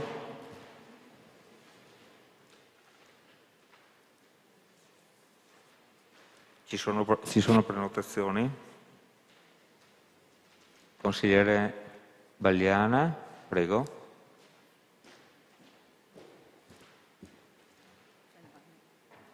Allora, grazie.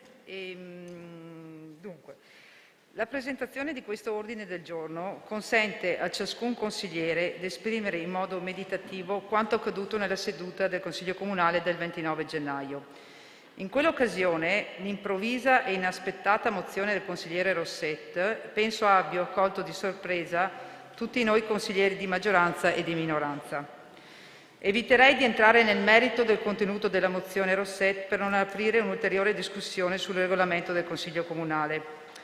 Però, riflettendo a freddo su quello che è accaduto, viene istintivo chiedersi a questo punto, e lo chiedo direttamente a lei, consigliere Rosset, quale sia stato l'impedimento che l'ha costretta a presentare la mozione d'ordine all'inizio della seduta del 29 gennaio e per quale ragione lei non abbia optato per suggerire al Presidente del Consiglio Sant'Antonio, espressione della sua maggioranza, nei giorni precedenti la seduta, l'opportunità di ripresentare l'interrogazione da parte dei colleghi consiglieri.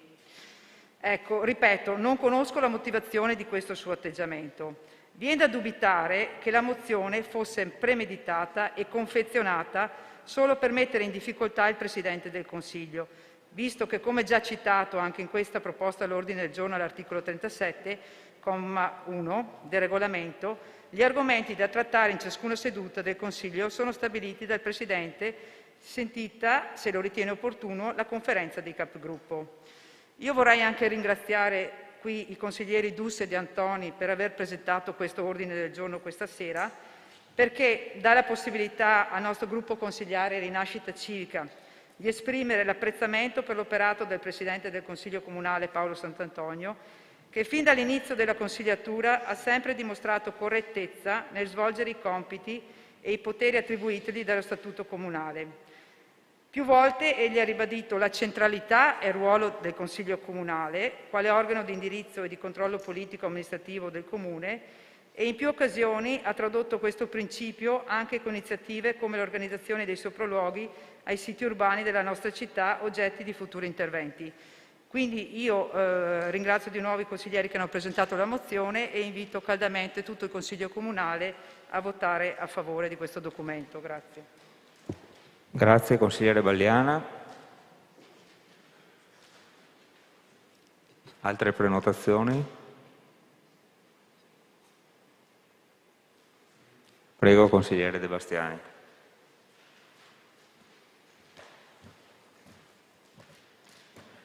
Prima di proseguire con la discussione, che spero sia partecipata, spero proprio che a questo punto dell'ordine del giorno non siano solo le minoranze a intervenire. Volevo ricordare un fatto, cioè ricostruire un fatto che forse Dus lo aveva già accennato, ma voglio rimarcarlo. In conferenza di capigruppo avevamo stabilito delle cose. La discussione era partita dal fatto che le interrogazioni per regolamento vanno portate all'inizio del Consiglio Comunale. Questo lo dice il regolamento. Abbiamo dibattuto su questo, il segretario comunale ha cercato un po' di mediare e cercare qualche giustificazione al fatto che si potevano spostare alla fine, ma a mio avviso con delle motivazioni che non erano soddisfacenti. Però a un certo punto noi abbiamo acconsentito alla richiesta della maggioranza di posticipare le interrogazioni. Quindi noi, bene o male, nel nostro piccolo abbiamo fatto un atto un gesto di buona volontà. Ci aspettavamo un atto di correttezza, che le cose andassero avanti come dovevano andare avanti, cioè in quella riunione, nello scorso Consiglio Comunale si sarebbero discusse le interrogazioni, perché così avevamo stabilito assieme, che noi accettavamo un compromesso e che automaticamente le interrogazioni sarebbero state portate al giorno dopo, poi sono slittate, ma comunque. Ecco, questi erano i fatti. Questi sono i fatti. Poi l'intervento del consigliere Rosset, appellandosi al regolamento, per carità, giusto, si è appellato alle regole che esistono, però non ha tenuto conto della parola che ci eravamo dati prima. Grazie consigliere De Bastiani. Ci sono altre prenotazioni?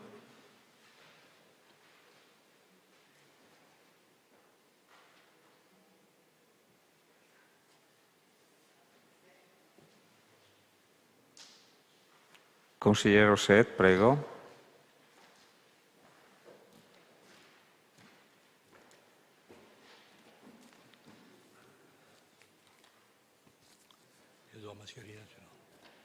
Grazie Presidente. Buonasera a tutti. Voglio rivolgere un saluto anche a chi ci sta ascoltando da casa. Ringrazio anch'io le minoranze di questo punto all'ordine del giorno, perché così ho l'opportunità di riaffermare ciò che è ampiamente spiegato nello Statuto. Già in passato le minoranze non hanno perso occasione di stigmatizzare l'operato ora dei consiglieri di maggioranza, ora del segretario, ora del Presidente del Consiglio. Oggi le minoranze attaccano me, come capogruppo della Lega, per il fatto che sono intervenuto con forza a ribadire l'importanza del rispetto del regolamento nella conduzione del Consiglio Comunale. Tutti noi consiglieri siamo stati eletti dai vittoriesi e abbiamo il diritto in questa Assemblea di esprimere le nostre idee senza veti e intimidazioni. Questo Consiglio Comunale va rispettato sempre e non deve mai essere condotto al di fuori delle regole, pena il suo degrado. Ci sono delle variazioni da fare al regolamento per migliorarlo ulteriormente? Bene, lo si corregga. Ma oggi è così e così deve essere rispettato. Questo lo pensavo ieri, lo penso oggi e lo penserò anche domani.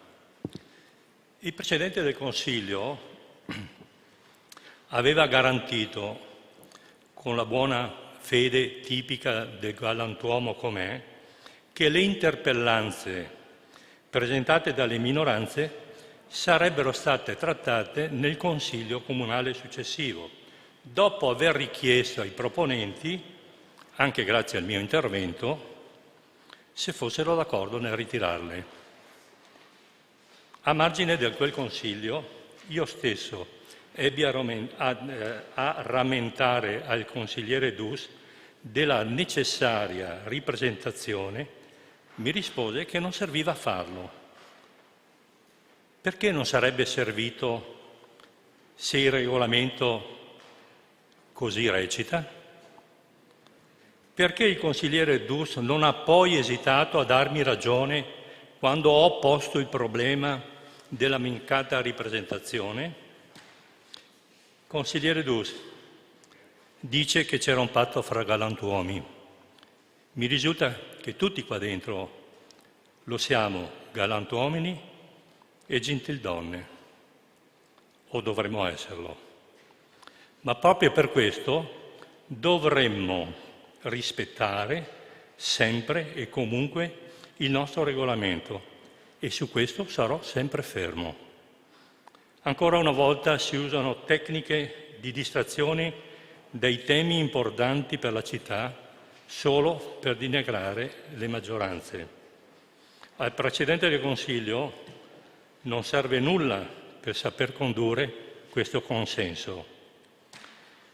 Mi rivolgo ai consiglieri di maggioranza. Vedete, faccio parte dei consiglieri più anziani. A volte uso il rimbrotto o il consiglio non richiesto, come spesso accade col vecchio di casa. Mi scuso, portate pazienza. Grazie. Grazie, consigliere Rossetta.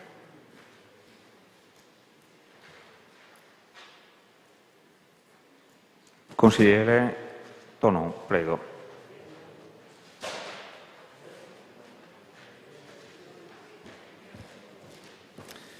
Grazie Presidente, buonasera a tutti. Confesso, collega Rosset, che condivido quasi tutto quello che lei ha detto. Sottolineo due cose. Mai fuori delle regole, pena il degrado riferito a questo Consiglio Comunale, e qui sottoscrivo ampiamente.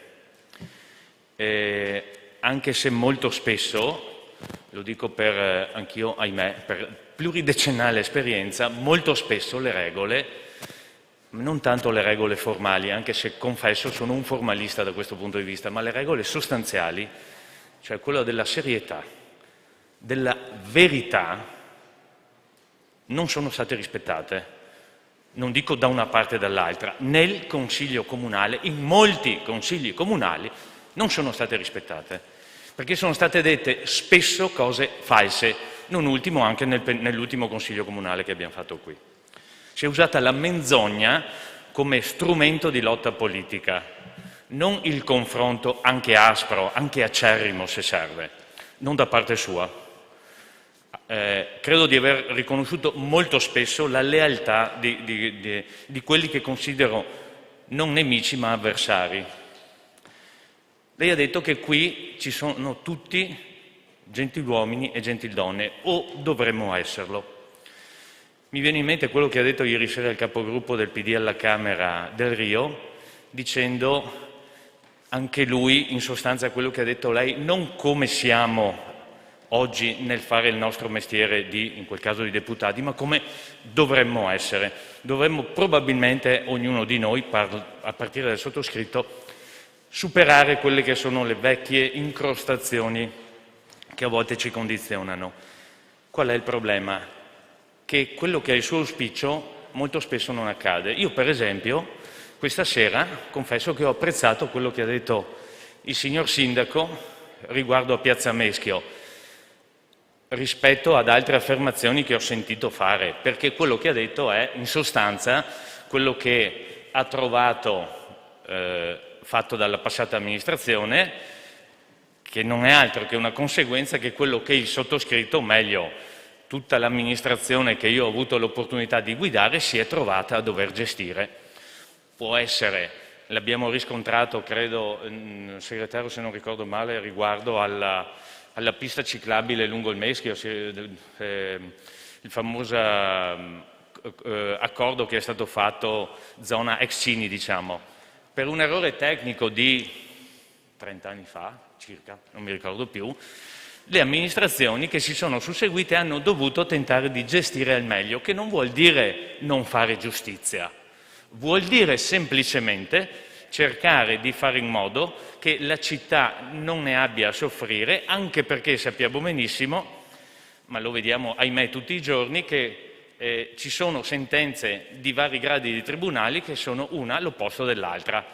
Per cui, ahimè, anche se si ha ragione, non sempre si vincono le cause.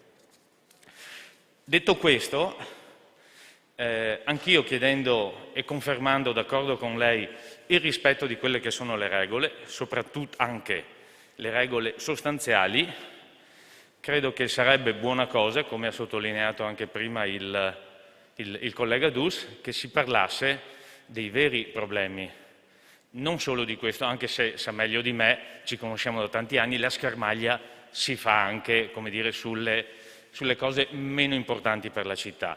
Ma le cose importanti per la città sono quelle di cui abbiamo chiesto anche noi di discutere e non ci si è data la possibilità di discutere. Penso per esempio ai fondi arrivati, visto che li abbiamo citati più volte, ai fondi arrivati da Roma per il Covid. Non c'è stata, faremo, vedremo, le nostre proposte non sono mai state non accettate, ma neanche discusse. E allora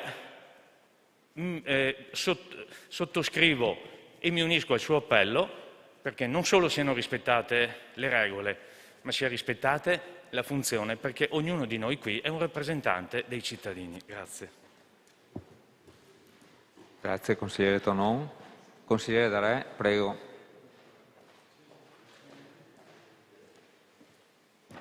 Grazie Presidente, io non intervengo sulla mozione perché sinceramente, ma intervengo su quello che ha detto chi mi ha preceduto.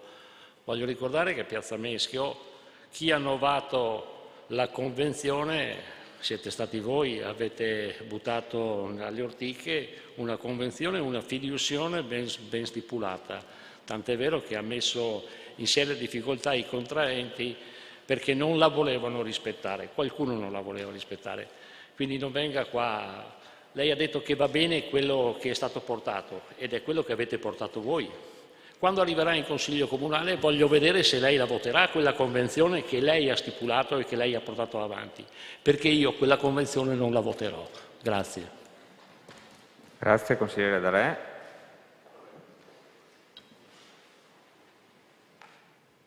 Altre prenotazioni?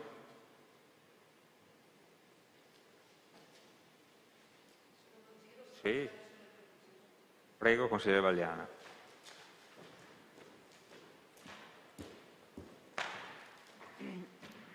Sinceramente io pensavo che, rispetto alla scorsa seduta, pensavo che il capitolo fosse anche chiuso, nel senso che non è stato un bel esempio per la cittadinanza. Però visto che stiamo parlando di questo, secondo me è meglio dircele tutte, approfondire fino in fondo la questione e poi chiudere il capitolo per quanto mi riguarda. Allora, per quanto riguarda il regolamento, consigliere Rosset, io condivido quello che ha detto. Anch'io sono una persona che fino alla fine rispetta i regolamenti e l'abbiamo sempre anche cercato di dimostrare, e quindi su questo non ci piove.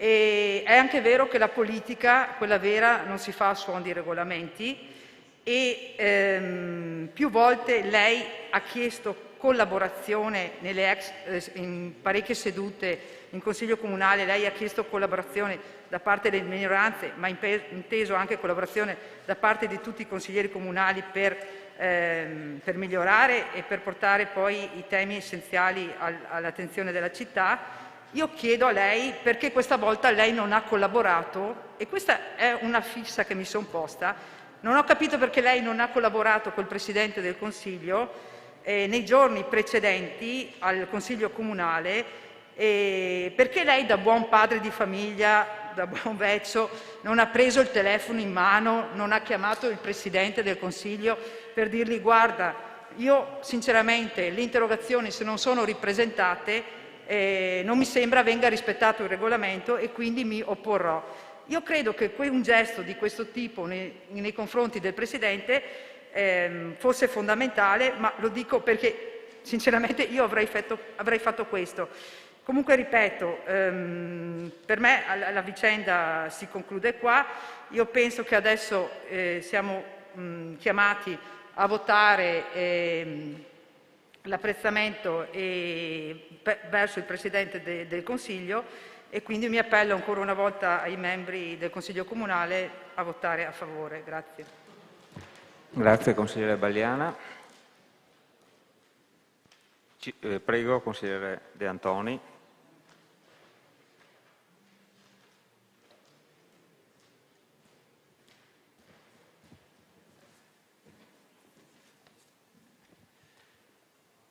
Io, quando mi dice che non rispettiamo il regolamento, non riesco a capire a quale articolo lei si riferisca. Io, quando leggo il regolamento all'articolo 37 e leggo che il Presidente del Consiglio Comunale prepara l'ordine del giorno con gli argomenti da trattare e, se vuole, sente la conferenza dei capigruppo, capisco che è una competenza del Presidente fare questo. Non c'è possibilità, secondo me, di fare quello che lei ha fatto, cioè una mozione d'ordine per mettere in discussione quello che ha deciso il Presidente. Lo poteva forse fare prima, come dice la consigliere Vagliana, ma nel momento in cui c'è l'ordine del giorno, con una mozione d'ordine lei non può, a mio parere, rispettando il regolamento, non può chiedere questa cosa. C'è stata confusione quel giorno. Anche il segretario ha cercato di dare una mano per trovare una soluzione, ma c'è stata tanta confusione e non si è capito bene quello che è successo. Non ci sono intimidazioni, come ha detto lei, non so chi abbia fatto intimidazioni, io dico solo che se c'è qualche minaccia c'era nella sua mozione d'ordine, quando ha detto che sarebbe ricorso agli organi superiori nel caso la sua richiesta non fosse stata accolta. Ma mi deve spiegare, se è possibile, se non è possibile oggi in un'altra occasione, qual è l'articolo del regolamento che lei dice che non viene rispettato.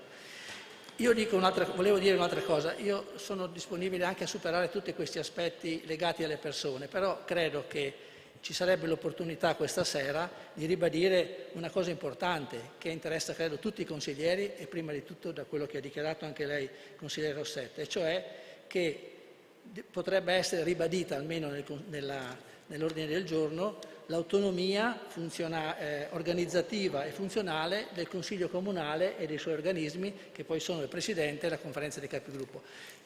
Per quanto mi riguarda, superate le polemiche personali, che poi non ci sono, insomma, al di fuori di qui, io credo che almeno questo potremmo cercare di fare, cioè di votare un ordine del giorno in cui si ribadisce, al di là delle cose che possono succedere quando si discute animatamente, di ribadire questa cosa che è la cosa più importante, l'autonomia organizzativa e funzionale del Consiglio Comunale e dei suoi organismi. Grazie. Grazie, consigliere De Antoni. C'è qualche altro intervento? Prego, consigliere De Nardi.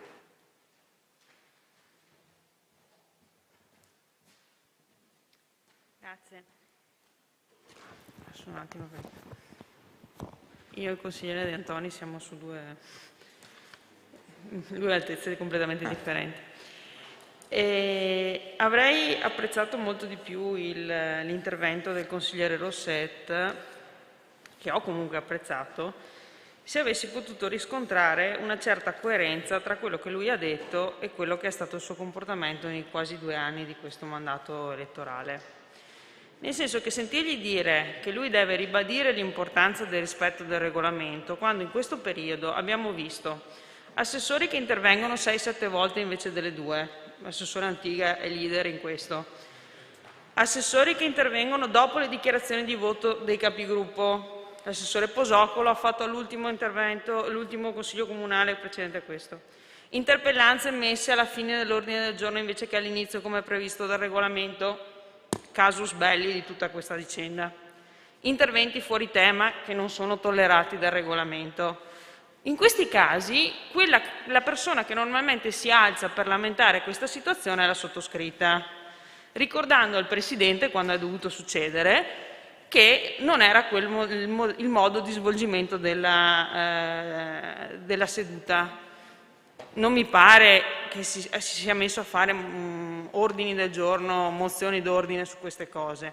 Allora un minimo di coerenza vuole che o la perfezione formale ci viene in mente subito e la svolgiamo subito in ogni occasione, oppure vediamo come vanno le cose, sappiamo benissimo che le intemperanze di alcuni assessori sono state addirittura stoppate con la chiusura del microfono dal Presidente, quindi non è che sto parlando di cose che non ha visto nessuno. Allora, siamo coerenti, siamo perfettamente ligi al regolamento in ogni occasione, oppure in qualche caso, visto che andava bene perché erano i miei, sono stato zitto, ora non mi va bene perché sono gli altri, allora parlo. Grazie, consigliere. Prego, consigliere Dus.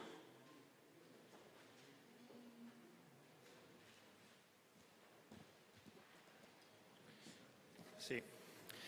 Quella che stiamo discutendo non credo sia una questione di lana caprina, ma è una questione sostanziale, perché ciò che ha fatto il consigliere Rosset è fondamentalmente impedire che le minoranze potessero presentare le loro interrogazioni, tanto è vero che io oggi ho presentato un'interrogazione che fondamentalmente era superata dai fatti, in quanto l'interrogazione era dettata a dicembre e oggi siamo a fine febbraio.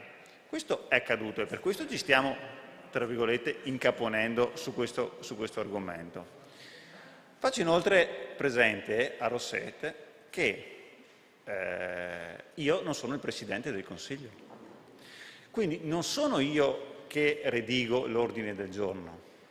Se chi redige l'ordine del giorno decide di inserire dentro le interrogazioni, evidentemente vuol dire che va bene. Allora, non è che sono, ripeto, io che devo stabilire se le interrogazioni devono starci o non devono starci. Il Presidente l'ha fatto, benissimo, l'abbiamo portato in Consiglio, benissimo, e lo stavamo discutendo. Ora, come ha detto il consigliere De Antoni, non capisco dove ci sia l'articolo, adesso lei magari ce lo dice, ma ripeto, il Presidente ha redatto l'ordine del giorno, benissimo, andiamo avanti con quell'ordine del giorno, punto, basta. Perché sennò ognuno di noi può alzare la mano e dire no, non mi va bene questo ordine del giorno, modifichiamolo, e non è più finita, è una babele. Allora, ribadiamo quali sono i compiti, chi fa che cosa. Allora, il Presidente ce n'è uno, lo lasciamo fare, lo sta facendo bene questo compito, lo lasciamo fare a Sant'Antonio, dal mio punto di vista. Se lei, Rosset, decide che Sant'Antonio non è adeguato per fare il Presidente, vedetevela tra di voi, eleggetene un altro, e arrivederci e grazie. Grazie, consigliere Dus.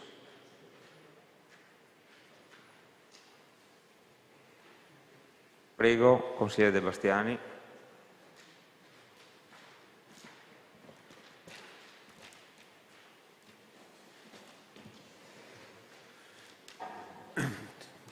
Io devo ritornare sul concetto che ho espresso prima, mi dispiace, spero di non tediarvi, ma perché dire una cosa e farne un'altra in politica purtroppo è una pratica comune e consolidata, soprattutto per partiti e politici che hanno lunga abitudine al potere.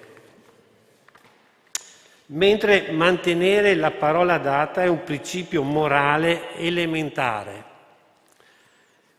Buttando giù delle considerazioni, no, su questo aspetto, mi annotavo che generalmente chi mette in pratica comportamenti di questo genere, cioè non mantiene la parola data, e mi riferisco nel caso che ho spiegato prima che ci eravamo dati tra di noi, tra le parti, una parola, generalmente per giustificarli si appella a principi generali quali il rispetto delle regole, il rispetto delle istituzioni, il bene del paese, si aggrappa a tanti supporti retorici più o meno efficaci.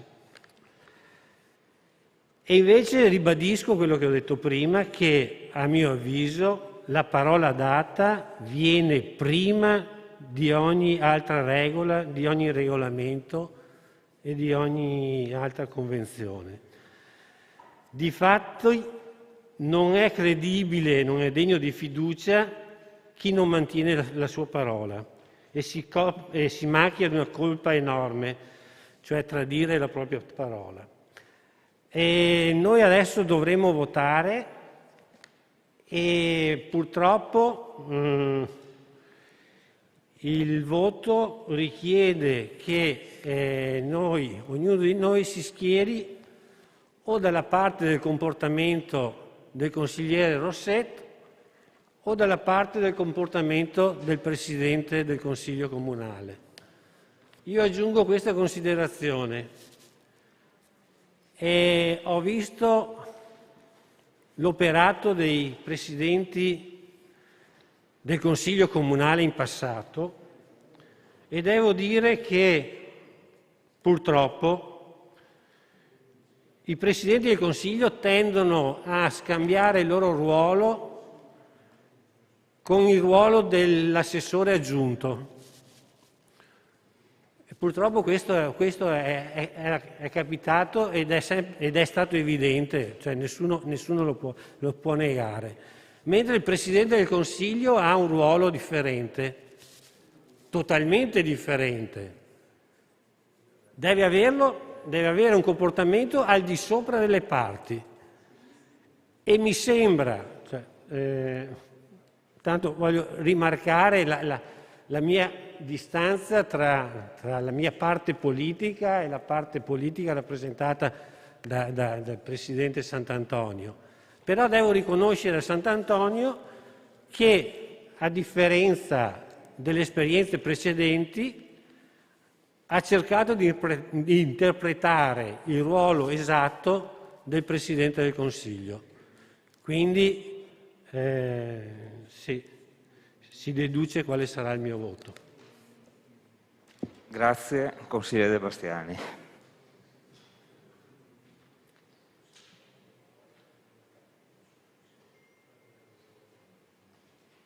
Altri interventi?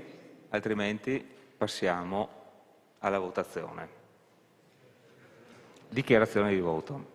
Allora, passiamo alla dichiarazione di voto. Dichiarazione di voto. Prego, consigliere Rossetto.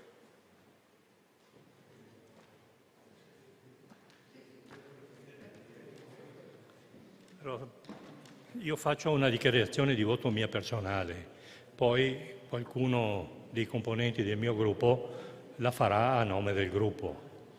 Non per questioni di opportunità, ma io lascio la decisione a tutti gli altri consiglieri.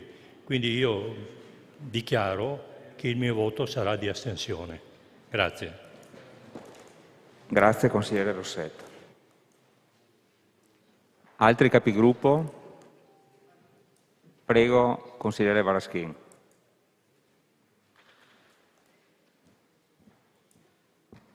Buonasera, grazie Presidente.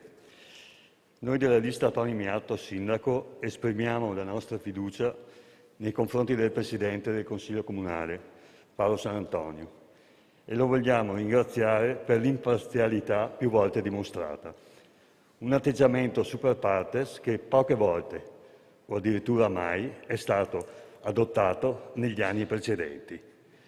Per quanto riguarda il nostro collega consigliere Mario Rosset, lo ringraziamo perché dall'alto della sua esperienza ci ha permesso di rispettare il regolamento su cui si fonda il nostro statuto comunale. Cari consiglieri Dus e De Antoni, questa mozione proposta da voi oggi è irrilevante e di scarso interesse per noi all'interno di quest'Aula, ma soprattutto per i cittadini che ci seguono da casa. Sono chiacchiere sterili e perditempo, che ai vittoriesi non interessano minimamente. Voteremo quindi compatti con i nostri colleghi della maggioranza contro la vostra mozione. Grazie. Grazie, consigliere Varaschin. Altre dichiarazioni di voto? Prego, consigliere Pagotto. Buonasera a tutti. Come gruppo Lega Veneta Salvini, il nostro voto sarà contrario. Poi volevamo rassicurare tutta l'opposizione che è sempre molto attenta a quello che succede all'interno della maggioranza. A Vittorio Veneto il centrodestra è rappresentato da Lega e Forza Italia e siamo uniti.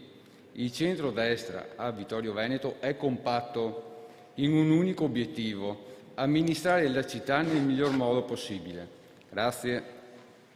Grazie. Altre dichiarazioni di voto? Bene. Prego, consigliere Balliana. Ringrazio il consigliere Pagotto per averci informato di questa cosa, però quello che è successo l'ultima volta non dava questo segnale, quindi ho qualche dubbio rispetto a questo, ma prendo adesso l'incontrario. E io rinnovo l'invito a votare a favore di questo ordine del giorno e lo rinnovo per un semplice fatto, che più di una volta continuate a non votare o a votare a prescindere da quello che c'è scritto sul documento, sul testo, sull'atto.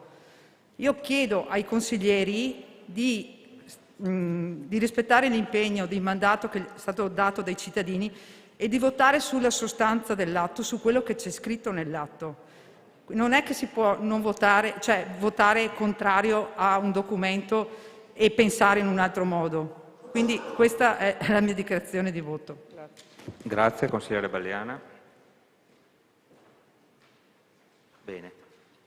Mi pare che possiamo votare. Allora, per la proposta dell'ordine del giorno dei consiglieri comunali Marco Dus e Giulia De Antoni in merito alla mozione discussa in questa Aula, in questo momento, favorevoli?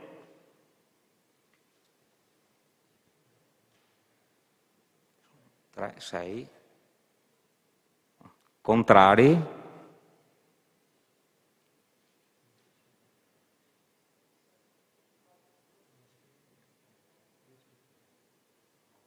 Astenuti? 2. Allora, la mozione è respinta con 9 contrari, 6 favorevoli e 2 astenuti. Bene, passiamo al prossimo punto dell'ordine del giorno. Modifiche dello Statuto Sociale di Piave Servizi, SPA, del patto parasociale tra i comuni soci di Piave Servizi e del regolamento per la costituzione e il funzionamento del Comitato di indirizzo strategico e di controllo analogo. Chi illustra, Assessore Antiga, illustra la delibera. Grazie Presidente. Con questo punto siamo tenuti ad approvare o meno per quanto ci compete alla nostra quota di partecipazione alla Piave Servizi del 6,0243%. Essendo un documento in approvazione su tutti i 39 comuni, purtroppo non si possono accettare modifiche, ma al massimo raccomandazioni. Tutte le modifiche qui apportate allo Statuto sociale, al patto parasociale tra comuni, al regolamento per la costituzione e il funzionamento del Comitato di indirizzo strategico a controllo analogo, sono modifiche funzionali al controllo analogo congiunto come richiesto dalla legge, in modo che l'assetto decisionale della società sia totalmente rispondente alle condizioni fissate dal Codice dei contratti pubblici e dalle indicazioni dell'ANAC. Con queste modifiche si ottengono i requisiti prescrittivi per ottenere un affidamento diretto a favore di società partecipata ed interamente pubblica. Grazie consigliere Antiga. E apriamo la discussione.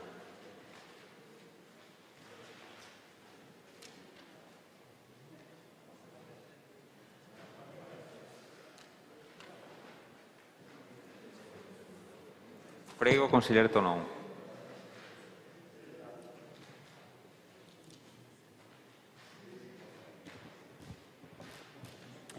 Grazie.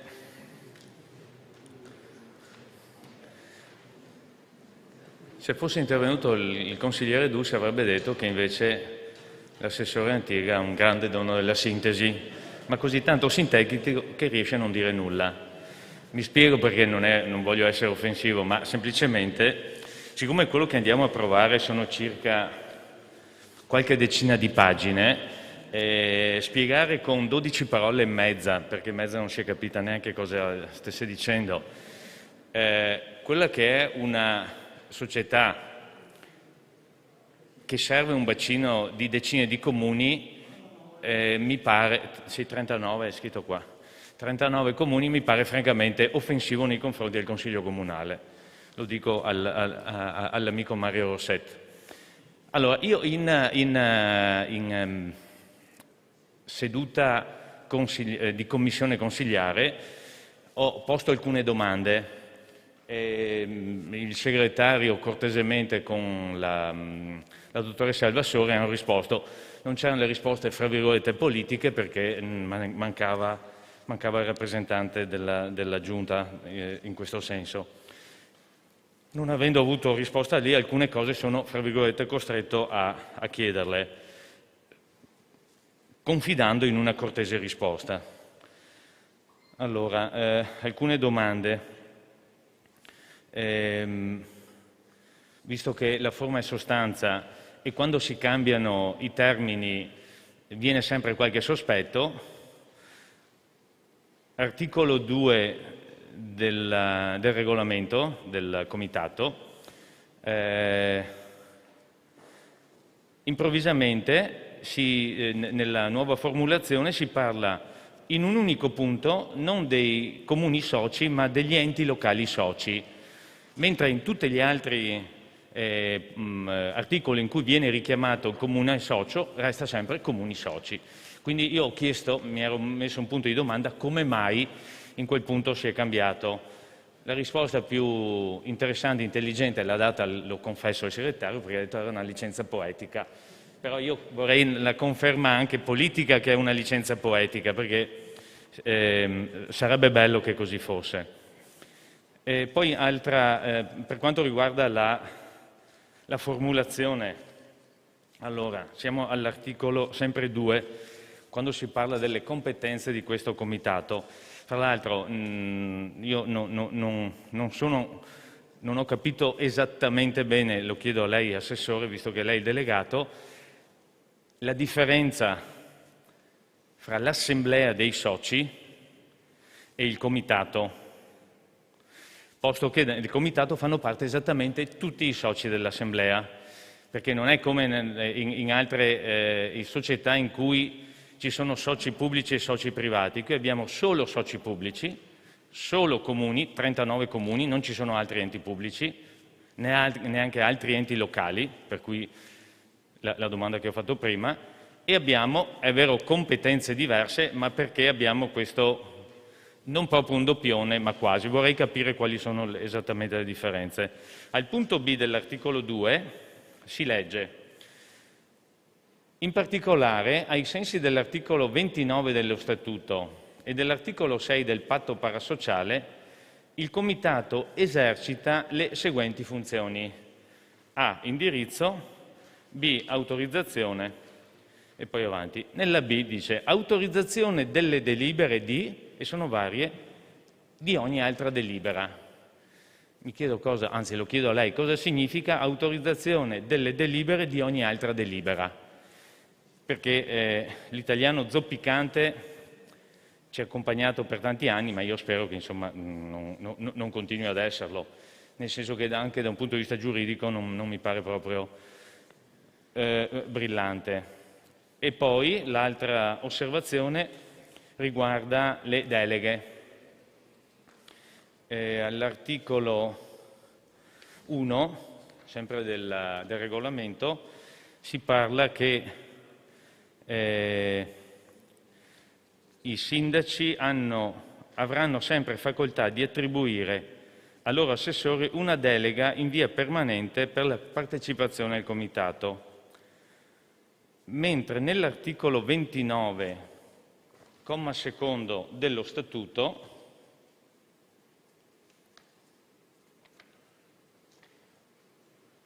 eccolo qui, si parla semplicemente nell'ambito del CISCA gli enti azionisti sono rappresentati dai sindaci pro tempore, che per la partecipazione alle singole riunioni potranno conferire delega ad un assessore del proprio comune o, se del caso limitato, ad un altro sindaco. Chiedo perché qui non c'è invece la delega permanente come c'è dall'altra parte, anche qui perché ci sono differenze di trattamento. Grazie. Grazie consigliere.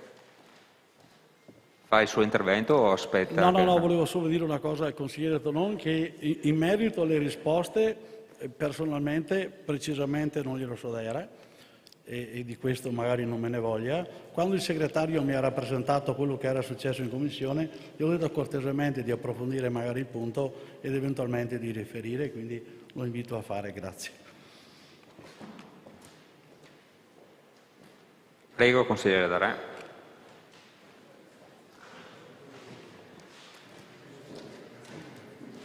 Allora, io non entro nel merito dei punti dell'ordine, dei punti scritti del regolamento. Io entro nel merito perché credo sia giunta l'ora che i comuni che sono fornitori d'acqua, quale è il comune di Vittorio Veneto, assieme ad altri comuni della Marca Trevigiana, abbiano da parte del Consorzio, e quindi impegno tutti, maggioranza e minoranza, a sottoscrivere una lettera di intenti dove il Presidente, il Comitato, chi per esso, chi gestirà il consorzio Piave, abbia un occhio di riguardo a tutela delle fonti, il che vuol dire mettere in sicurezza tutta la parte fognaria, mettere in sicurezza. Noi abbiamo un'autostrada che scarica a cielo aperto sopra le nostre prese d'acqua. Allora, una lettera di intenti fatta da questo Consiglio Comunale, firmata da tutti, da presentare al Consorzio, io chiamo il famoso Sinistra Piave, che poi si chiama Piave Servizi e quant'altro, comunque nella storia, perché questo è un qualcosa che va a tutela non dei cittadini di Vittorio Veneto, ma dei cittadini di tutto il comprensorio dei 30 passacomuni. Tanto più che se arriverà, si partirà con quella condotta d'acqua che partirà dalle fonti di Vittorio Veneto e quindi con il traforo arriverà a Jesolo, va a maggior tutela, diciamo, di tutti gli utenti che si riforniscono di questa cosa preziosa. Quindi io inviterei la Commissione, la Giunta, il Sindaco, chi per esso, di emanare un documento da presentare negli uffici, diciamo, una lettera ufficiale sottoscritta da tutti per sensibilizzare questa cosa. Che cosa ho già parlato anche con l'attuale Presidente Bonetti, perché penso che sia ora che ci sia una presa di posizione nei confronti di chi è fornitore. Consigliere Darè. Sì, prego, Sindaco. Ringrazio il consigliere Darè per aver ribadito un concetto che era già passato per il nostro Consiglio e la nostra amministrazione già ha provveduto a mandare una lettera di questo tipo alla Presidenza di Piave Servizi. Ma comunque lo ringrazio perché sarebbe bene ripeterlo con il concorso di tutti. Mi piacerebbe poterlo fare, una lettera sottoscritta da tutto il Consiglio, oltre che quella già fatta, diciamo così, dell'amministrazione. Grazie, Sindaco. Prego, consigliere De Bastiani.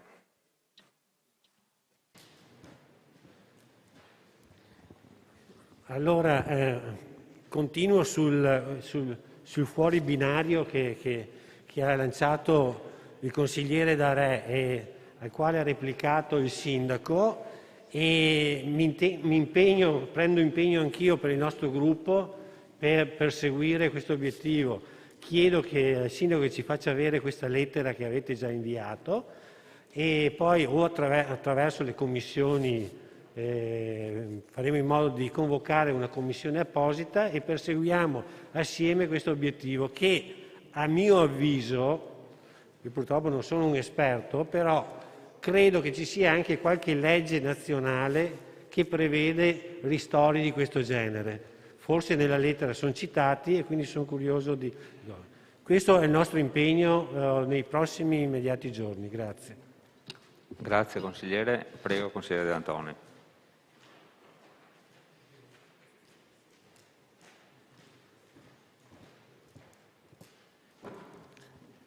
Sì, io mi rendo conto che sono l'ultimo consigliere appena arrivato e che qualche volta dico delle cose, però non vengo ascoltato. Parla il consigliere di lunga esperienza come il consigliere Darè e poi tutti dicono che va bene, sono d'accordo. Ricordo che questa cosa l'avevo detta nell'ultimo consiglio quando abbiamo parlato di Piave Servizi nell'ambito del bilancio in cui avevamo visto tutte le situazioni delle diverse società. Avevo chiesto al Consiglio, anzi al Sindaco, se era stata inviata quella lettera che era stata richiesta con nel precedente Consiglio. Sono contento che anche il consigliere Darè l'abbia detto e che quindi finalmente anche la mia richiesta venga. Anche la prossima volta, quando dovrò fare una richiesta, chiederò che qualcun altro mi aiuti per essere più incisivo, perché in effetti si resta un po' male, no, signor Sindaco? Cioè sarebbe giusto che tutti i consiglieri avessero la stessa dignità e quindi venissero ascoltati tutti allo stesso modo. Grazie. Grazie consigliere De Antoni. Prego consigliere Balliana. Mi associo anch'io alla richiesta del consigliere Darè, però ricordo anch'io che non è la prima volta che il consigliere Darè fa questo appunto, lo ha fatto anche a fine 2019, me lo ricordo benissimo, quando abbiamo votato l'altra modifica dello statuto sempre di Piave Servizi. Darè ha richiesto nuovamente ha fatto queste considerazioni che ha fatto questa sera. Quindi questo sta a dimostrare che noi qua in Consiglio diciamo delle cose, però poi metterle in pratica e portare a casa il risultato non è sempre così facile. Quindi, e non stiamo parlando di una persona qualsiasi, stiamo parlando del consigliere Darè, che ha un peso politico non indifferente e quindi anche penso a livello di Piave Servizi, insomma, che è un organo con eletti gran parte dei sindaci di partito della Lega Nord, quindi penso che quando si porti avanti una cosa ci deve essere poi coerenza nel portare a casa il risultato. La stessa roba io spero che l'assessore Antiga, quando va alla conferenza dei sindaci, all'assemblea dei soci, scusi, porti queste istanze anche all'assemblea dei soci. Quindi giusto ribadirle continuamente, però poi bisogna cercare di portare a casa e mettere in atto il risultato. Per quanto nel merito della proposta di questa sera, io ho cercato di leggere e di capire quello che sono riuscita e vorrei una conferma anche da parte dell'assessore. Mi sembra di capire che la richiesta di modifica dello statuto e degli altri regolamenti derivi dalla premessa che l'affidamento diretto del servizio idrico integrato può avvenire a favore di società interamente pubbliche in possesso però di requisiti prescritti dall'ordinamento europeo per la gestione in-house, comunque partecipate agli enti focali ricadenti nell'ambito territoriale ottimale. L'ANAC, che è l'Autorità Nazionale Anticorruzione, nell'ottica di confermare un nesso inscindibile tra natura esclusivamente pubblico-locale della società e la permanenza della gestione del servizio affidato in-house, al fine di assicurare un reale controllo paritetico tra i soci, con incidenza sull'amministrazione della società, ha suggerito delle modifiche a Piave Servizi relativamente allo statuto, al patto parasociale e al regolamento del Comitato di indirizzo strategico di controllo analogo, appunto per meglio ottemperare alla normativa sul controllo analogo congiunto. Quindi, Assessore, se lei mi conferma questa mia interpretazione, le sarei grata. Grazie. Grazie. Consigliere. Perdoni, Presidente, se faccio un intervento, ma è così. E volevo anche rassicurare il consigliere Bagliana che quando sono giù in Piave Servizi, per la verità, cerco di dire le mie, però ho un piccolo handicap, sono il 6%.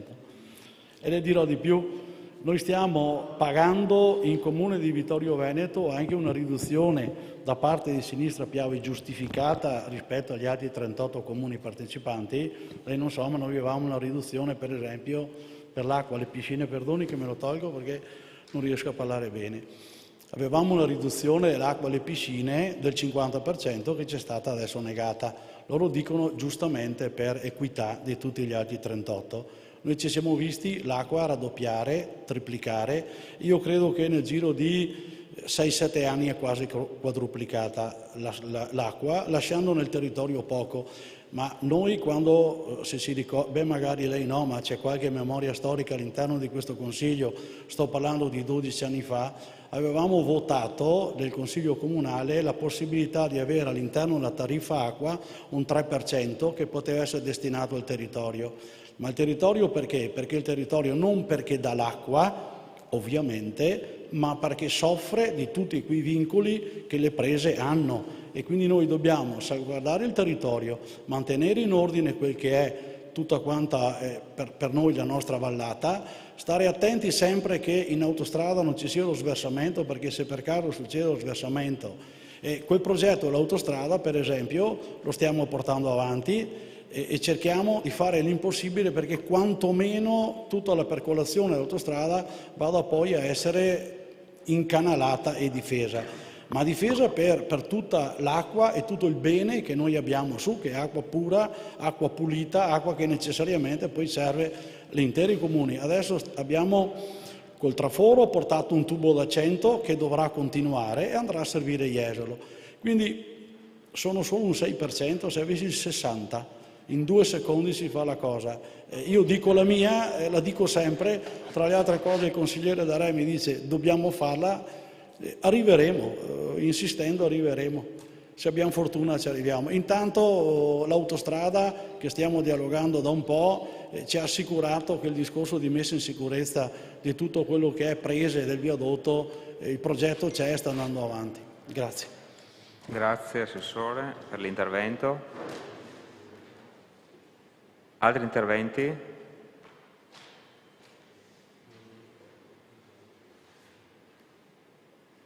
Prego, consigliere Tonon.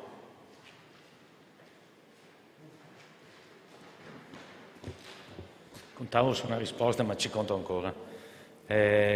Ricordo che l'argomento effettivamente di tanto in tanto ritorna, perché oltre ad averne parlato il collega De Antoni, negli anni, e bene ha detto l'assessore Antiga, se ne è parlato. Ma il consigliere da consigliere e l'assessore da assessore Fasan, so che questa battaglia l'ha portata avanti più volte. Mi ricordo che parlava di un accordo imminente allora in Regione per una norma regionale che doveva attribuire questo famoso 3%, quindi non un accordo all'interno della Piave Servizi, un accordo regionale che...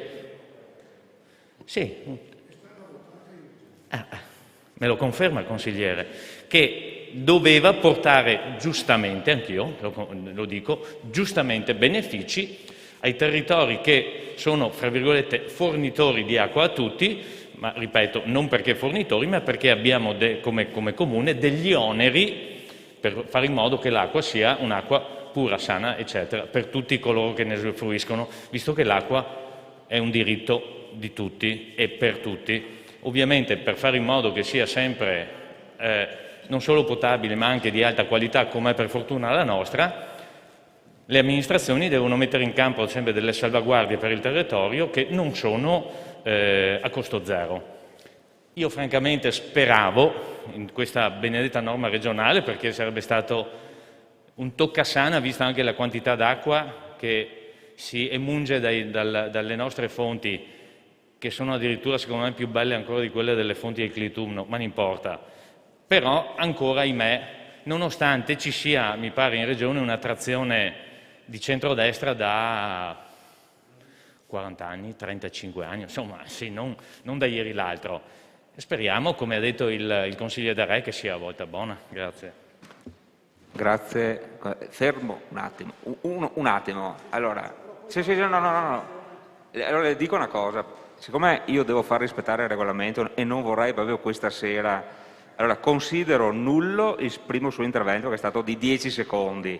Le lascio fare il secondo e ultimo, però decida se farlo adesso o dopo. No, lo faccio subito. Lo faccio adesso solo per precisare quello che diceva il consigliere Tonon, che è stato attento e si ricorda che la Regione per la verità non è che sia mancata all'impegno che dal Consiglio Comunale poi gli è derivato.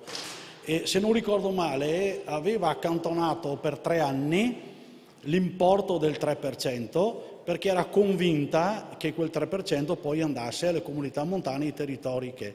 Ma a mia memoria c'erano stati i ricorsi della Schiavenin e di altri consorzi che ritenevano che quel 3% là non poteva essere applicato perché il prezzo dell'acqua era imposto per legge e quindi era impossibile trovare il 3%. La Regione l'ha accantonata credo per 3 anni, gli importi erano importanti, si parlavano di milioni, dopodiché ha dovuto necessariamente non erogarle più, ma la Regione non è stata inadempiente, ha tenuto duro finché l'ente terzo gli ha detto non lo puoi fare. Grazie.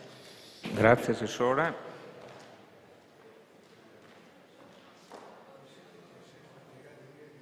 Altri interventi? No. Passiamo, se non ci sono altri interventi, io passerei alla dichiarazione di voto. Dichiarazione di voto?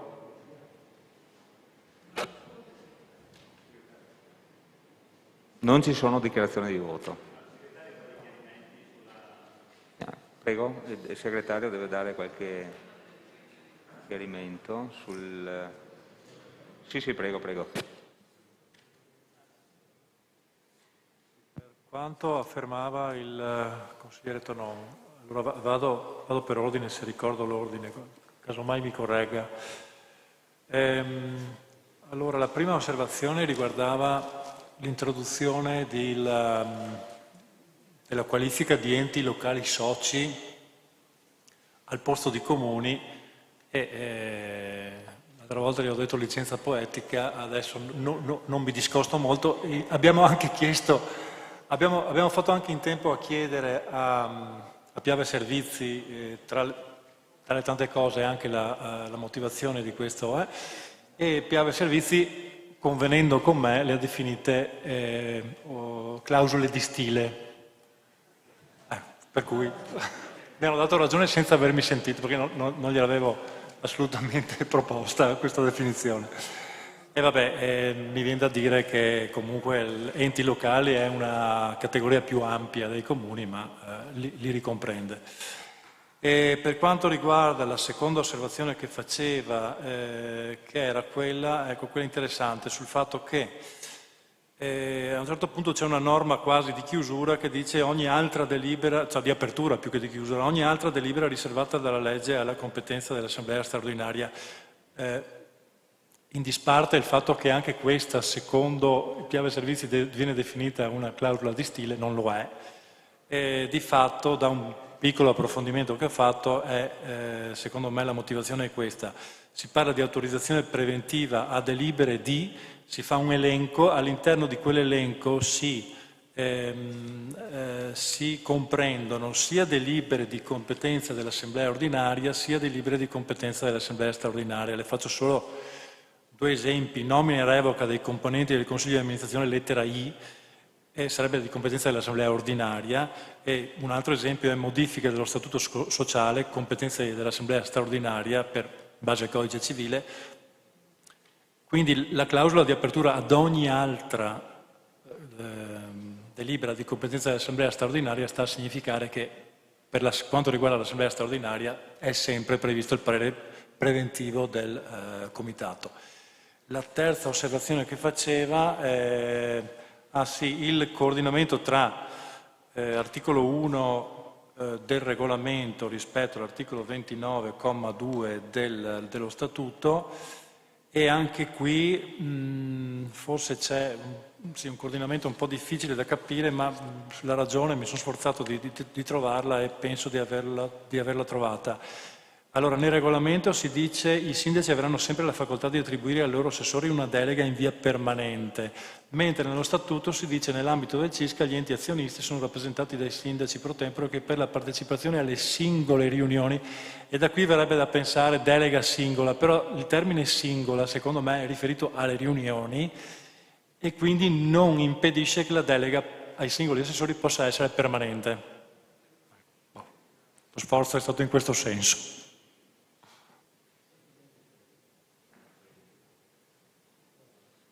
Bene, passiamo a questo punto alla votazione per la modifica dello Statuto sociale di Piave Servizi, del patto parasociale tra i comuni, comuni soci di Piave Servizi e del regolamento per la costituzione ed il funzionamento del Comitato di indirizzo strategico e di controllo analogo.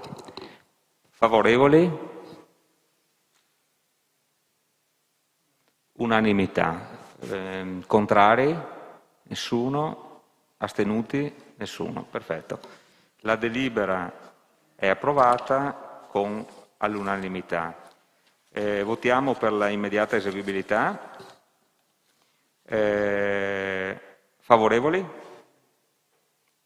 Unanimità. Contrari? 0. Astenuti? 0. Quindi la delibera è immediatamente eseguibile.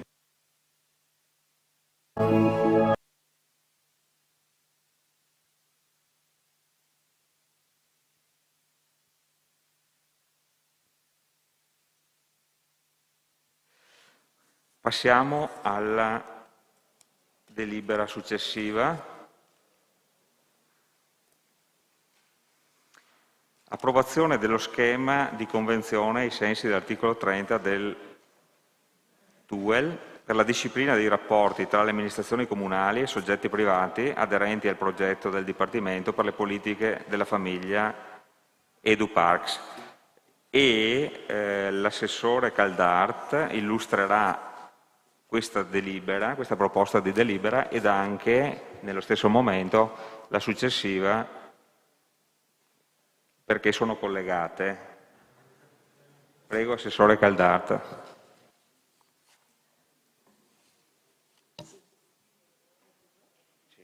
Ok.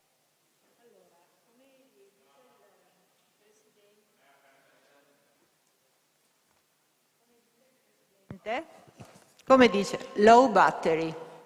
C'era batteria bassa. Vabbè.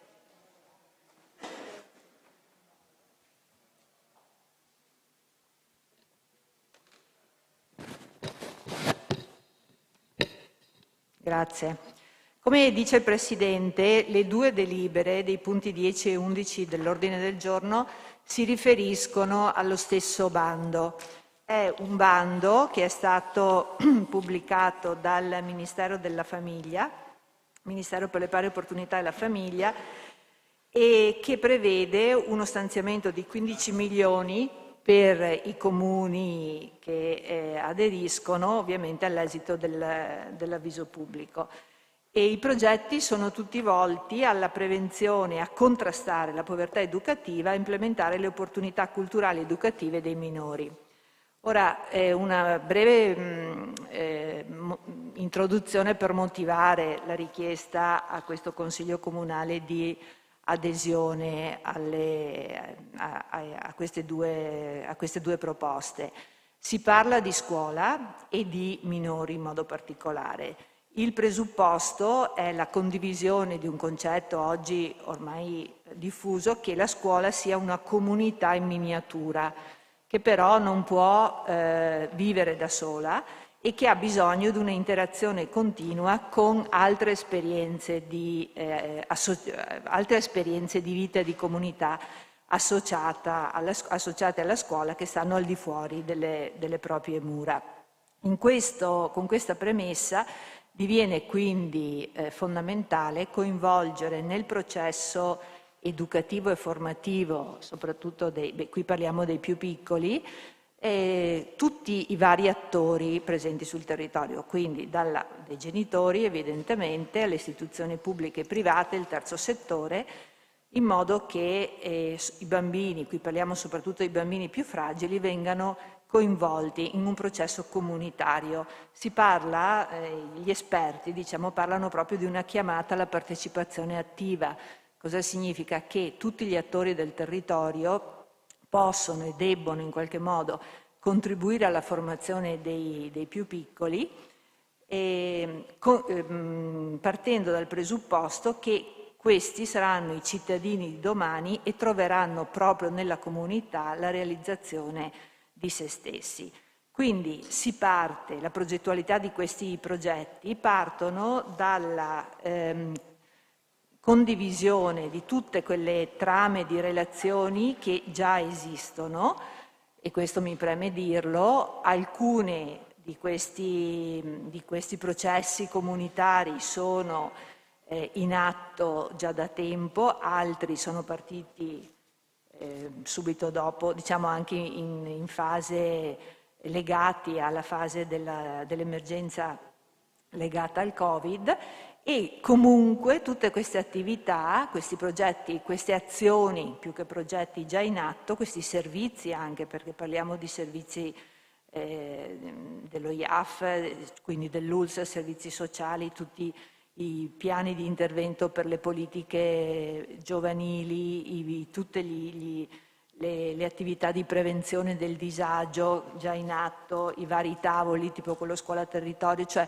tutta quella programmazione e tutte quelle attività, azioni che sono già in essere per la prevenzione della emergenza abitativa, dell'emergenza appunto legato ai bambini più deboli, possano essere valorizzati nei progetti in essere.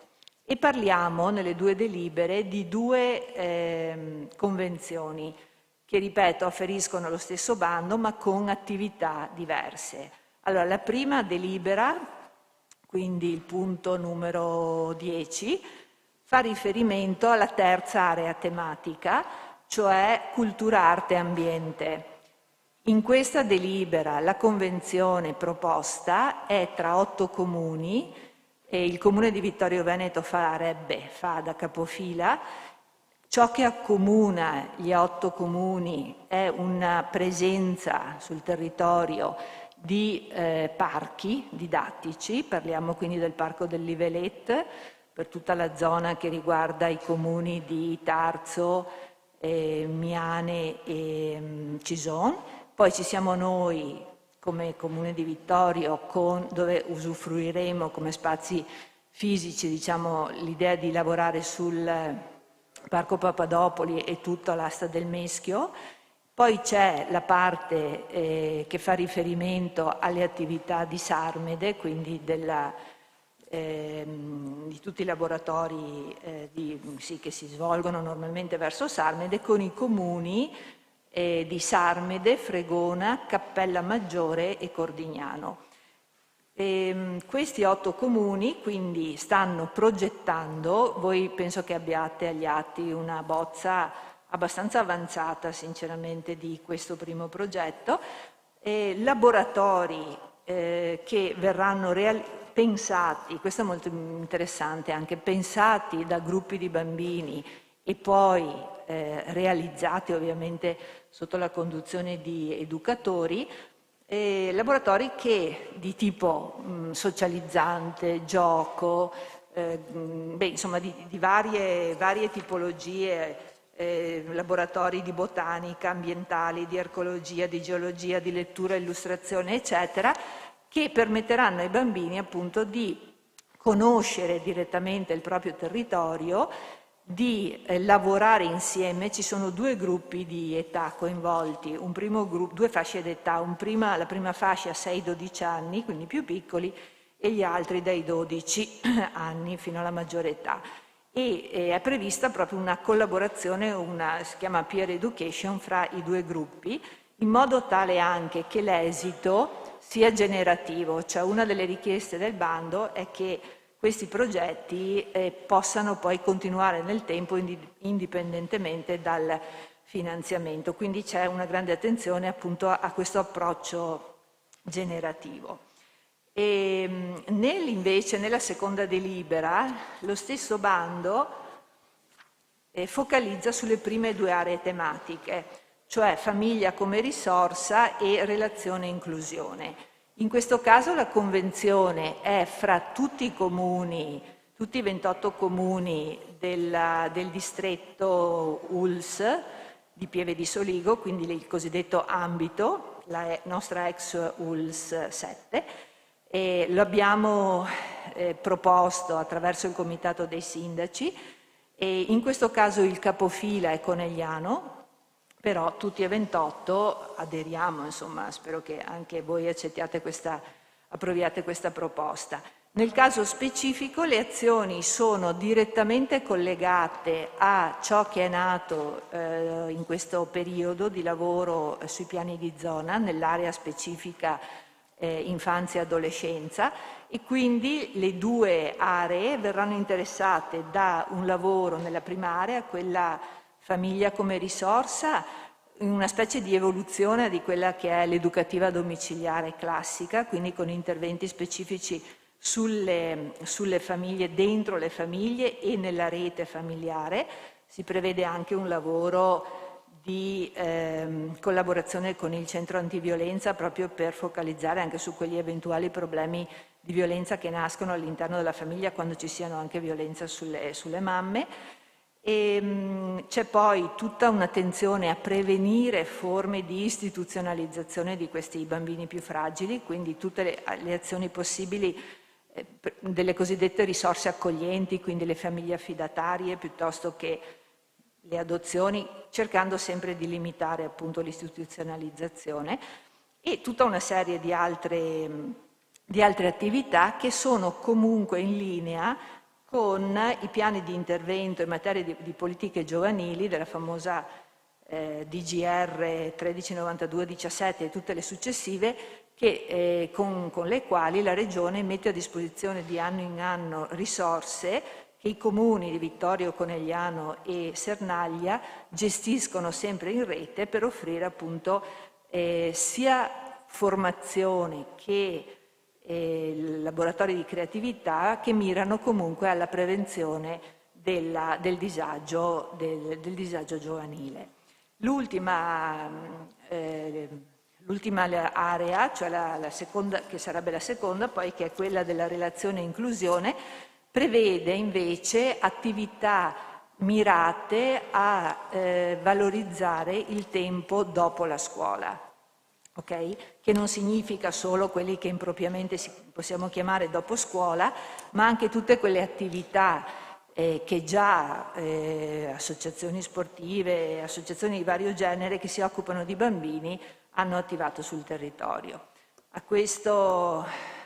Riguardo a questo, la consigliera Bagliana aveva sollecitato in commissione, aveva fatto un'osservazione interessante in commissione riguardo al fatto che ci fosse attenzione alla valorizzazione dell'esistente e non con l'ennesimo progetto calato dall'alto con il rischio di duplicare o di quadruplicare i percorsi, per cui questa è stata mia cura sottolinearlo proprio in fase di progettazione, che è assolutamente un'osservazione condivisibile, e quindi verrà previsto proprio un coinvolgimento poi dal basso delle società, anche le società sportive, le parrocchie, i volontari, così come la scuola. Ovviamente in tutto ciò le scuole sono partner, non sono partner di sottoscrizione perché stanno mandando le lettere di adesione, ma le abbiamo tutte coinvolte, tutti i comprensivi che fanno riferimento al nostro territorio, oltre a varie associazioni che già si occupano di minori.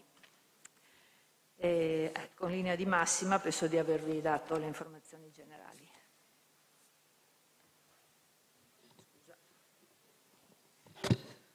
Bene, grazie Assessore per l'illustrazione dettagliata e passiamo a discutere le delibere. Apriamo la discussione.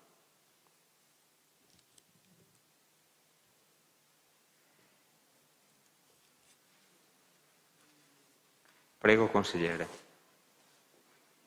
Ovviamente, giusto, sono state spiegate insieme, ma adesso la discussione è aperta per la delibera per il punto numero 10 e poi faremo il punto numero 11. Possono anche discutere assieme, visto che sono direttamente collegate, quindi il mio intervento sarà unico. Innanzitutto penso sia doveroso cogliere questa opportunità che arriva dal Ministero delle Pari Opportunità e della Famiglia, e quindi sia doveroso cogliere tutti questi progetti, insomma intercettare questi progetti che danno la possibilità al nostro territorio di attuare quanto espresso adesso dall'assessore. Non voglio dilungarmi tanto, ringrazio l'assessore per aver colto l'osservazione che lei ha spiegato meglio di me qual era il punto, quello appunto che già nel nostro territorio ci sono delle agenzie educative che si occupano appunto dei ragazzi e alle volte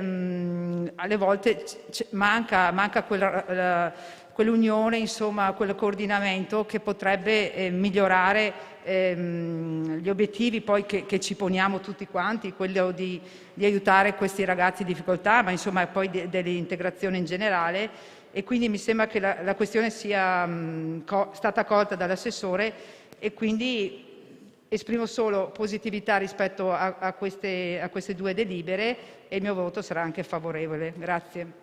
Grazie, consigliere Balliana.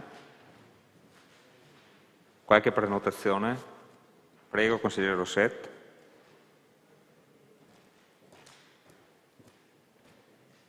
Grazie Presidente. Vuoi perché nell'arco della mia vita lavorativa, per un periodo ho anche fatto l'insegnante, queste due convenzioni mi sono particolarmente care e mi sono segnate alcune considerazioni che vorrei condividere con voi. Allora, la responsabilità di crescere le nuove generazioni in tempi di emergenza sanitaria e sociale, di povertà educativa, di clausura obbligata, di diffuse condizioni di disagio individuale e familiare, non deve interessare solo la scuola e la famiglia, ma l'intera comunità educante. La prolungata chiusura delle scuole per il contenimento dei contagi da Covid-19 necessita, oggi più di ieri, di nuove esperienze di protagonismo civico e di stimoli extrascolastici per la crescita dei bambini e degli adolescenti. Voi, per scelta autonoma, ci sono dei collegi docenti o per la disponibilità di studenti universitari, in alcuni comuni del nostro territorio si sono sviluppate delle proposte didattiche davvero particolari, alternando momenti di aiuto allo studio a momenti ludici o a proposte di laboratori. Tutto ciò per rispondere alle diverse esigenze dei ragazzi e delle loro famiglie. La fattiva collaborazione tra gli attori della comunità è infatti, la naturale risposta per dare continuità all'educazione dei minori nella crisi pandemica in corso. Riteniamo quindi che questo progetto rappresenti una reale e concreta chiamata alla partecipazione attiva, permettendo l'allargamento dei confini educativi, il radicamento della scuola nella comunità e per di più un arricchimento alle opportunità formative. Il nostro gruppo voterà con convinzione l'adesione al protocollo qui proposto, sia nella delibera che stiamo discutendo che nella prossima, che fa riferimento allo stesso bando Educare in Comune, ma ad azioni diverse, sempre indirizzate alla prevenzione della povertà educativa nel nostro territorio. Quindi il mio intervento, come fatto dalla consigliera Bagliana, vale per questo e anche per il prossimo punto all'ordine del giorno. Grazie. Grazie consigliere Rossetta. Altre prenotazioni?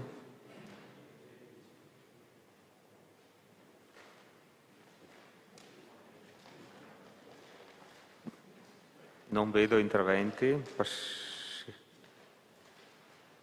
Bene. Possiamo passare allora a questo punto alla dichiarazione di voto, se ce ne sono, per la prima delibera e poi possiamo votare anche la seconda, se non va bene? Bon. Allora, per il punto numero 10 dell'ordine del giorno, favorevoli? Unanimità, contrari, 0, astenuti, 0. Quindi la delibera è approvata. Votiamo la immediata eseguibilità, favorevoli, contrari, astenuti, anche qui unanimità, la delibera è immediatamente eseguibile. Votiamo ora il punto numero 11. Allora, per la delibera del punto numero 11, favorevoli? Unanimità. Contrari? Astenuti? 0. Quindi la delibera è approvata. Votiamo per la immediata eseguibilità. Favorevoli? Contrari? Astenuti? Quindi c'è l'unanimità, la delibera è immediatamente eseguibile.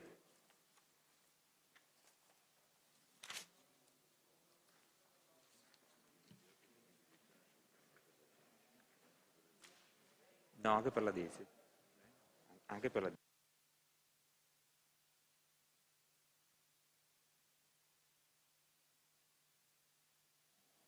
Passiamo all'ultimo punto all'ordine del giorno, adesione all'Associazione Nazionale Città dell'Olio.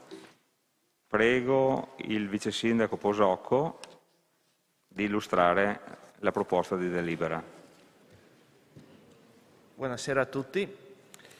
Allora, con l'obiettivo di promuovere le eccellenze del territorio, di valorizzare la città e di inserire la città di Vittorio Veneto nei circuiti turistici nazionali, regionali e territoriali, stasera vi proponiamo l'adesione all'Associazione Nazionale Città dell'Olio.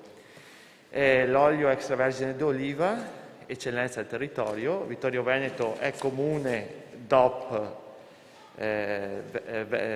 Veneto del Grappa, è uno dei 3 comuni della sinistra Piave DOP, assieme a Conegliano e a Susegana. In destra Piave sono 12 e in provincia di Vicenza sono 14 comuni.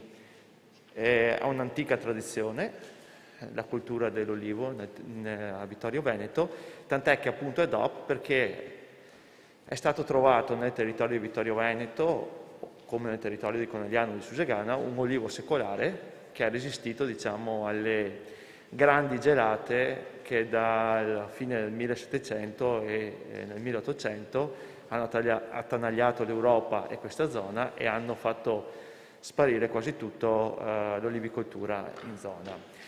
E nel 1990, tanto per darvi dei dati, si producevano in zona 20 quintali di olive e quasi tutti in 4 aziende del territorio, 3 vittoriesi, 3 realtà vittoriese e una a Fregona.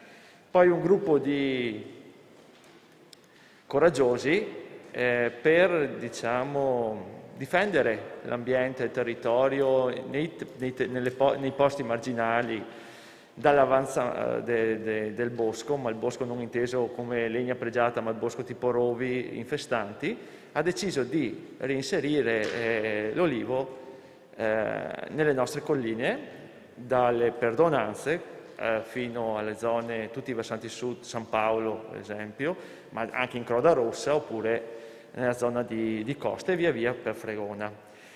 Nel 1996 si è formata una cooperativa, che è la famosa Tappa Olearia, e poi successivamente è nato anche un frantoio privato che è proprio situato qua nel quartiere di Ceneda. Ad oggi Tappa Olearia conta ben 600 soci tra Vittorio Veneto e Cavaso, perché ha 2 sedi. Circa i soci qui a San Giacomo sono 343 del territorio, che prende Vittorio Veneto, ma prende anche Fregona, prende anche i comuni limitrofi come Tarso e tutta la zona collinare. Sono 600 soci con 800 ettari di ulivi, quindi piccoli produttori di un olio eccellente. Olio eccellente, tant'è che mediamente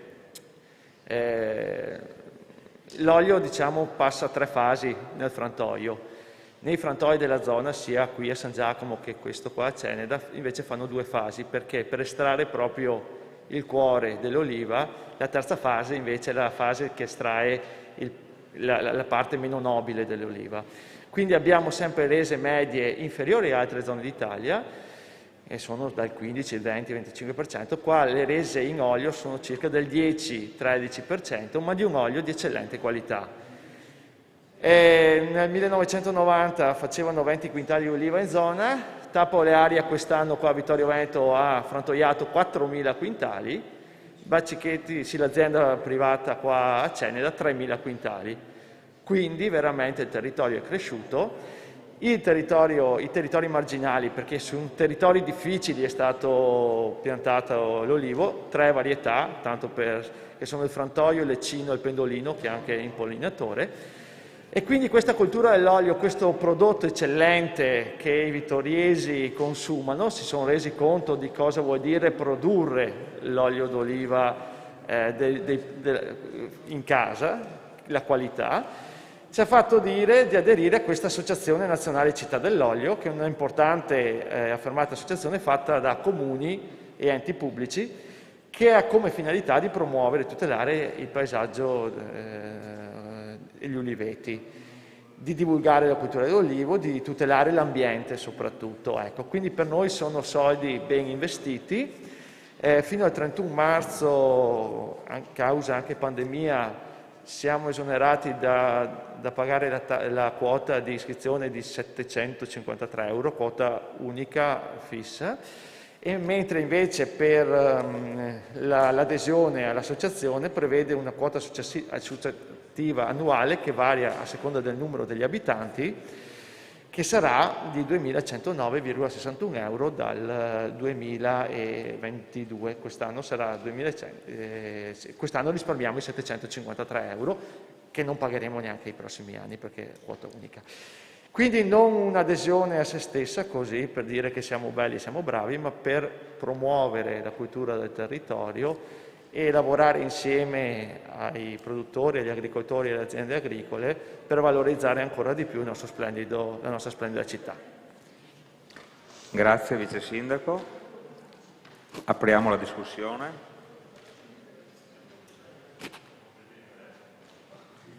Qualche intervento? Prego, consigliere Bagliana.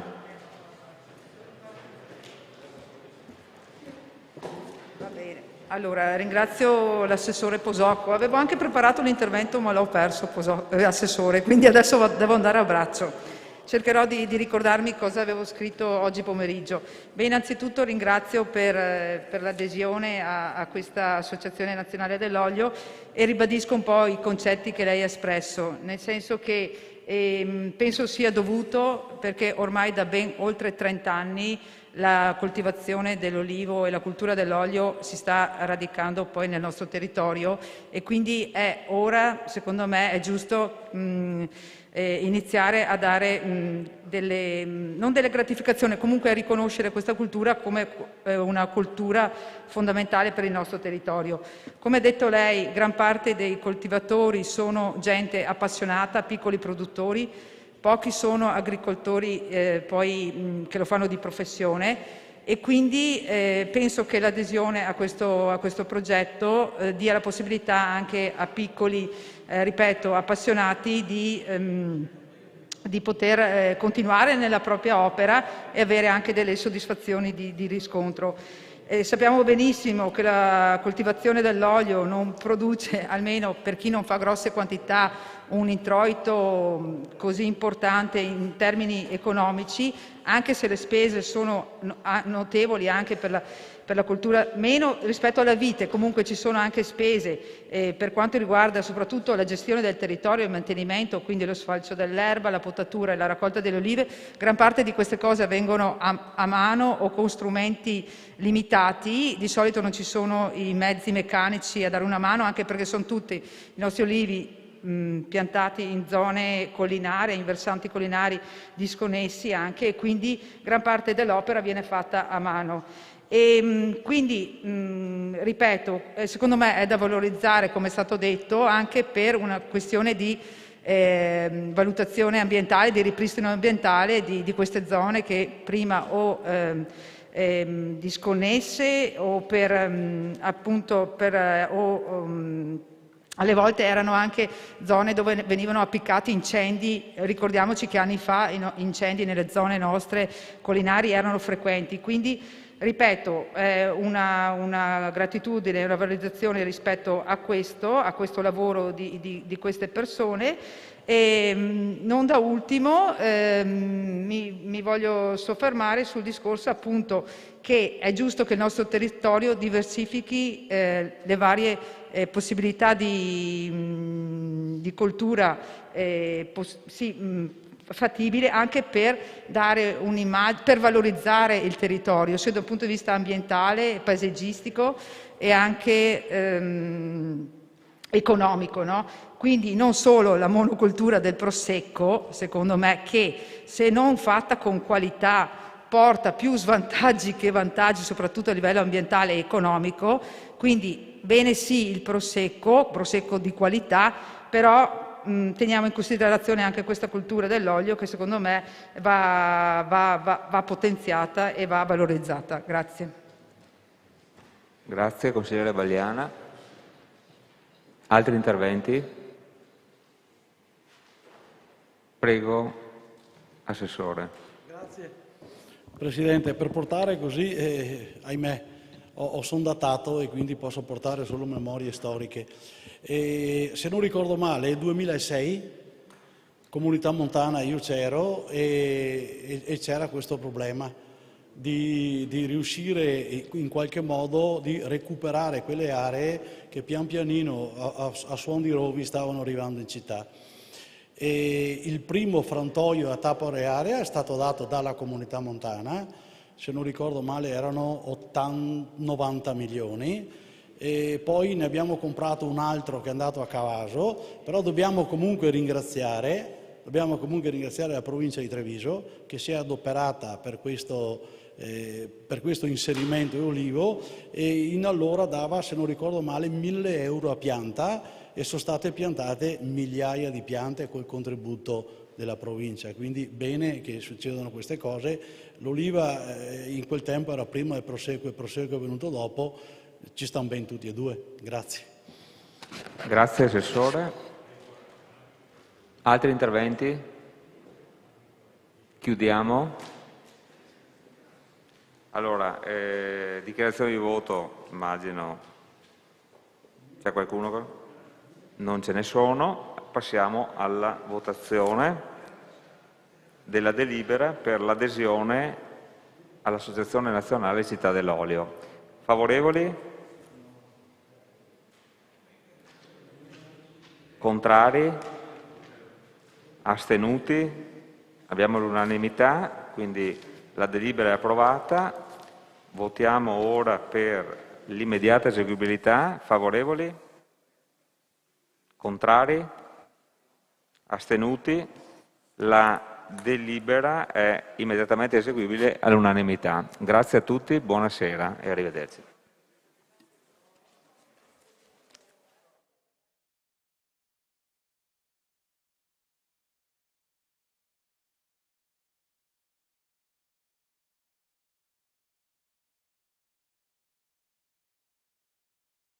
Thank you.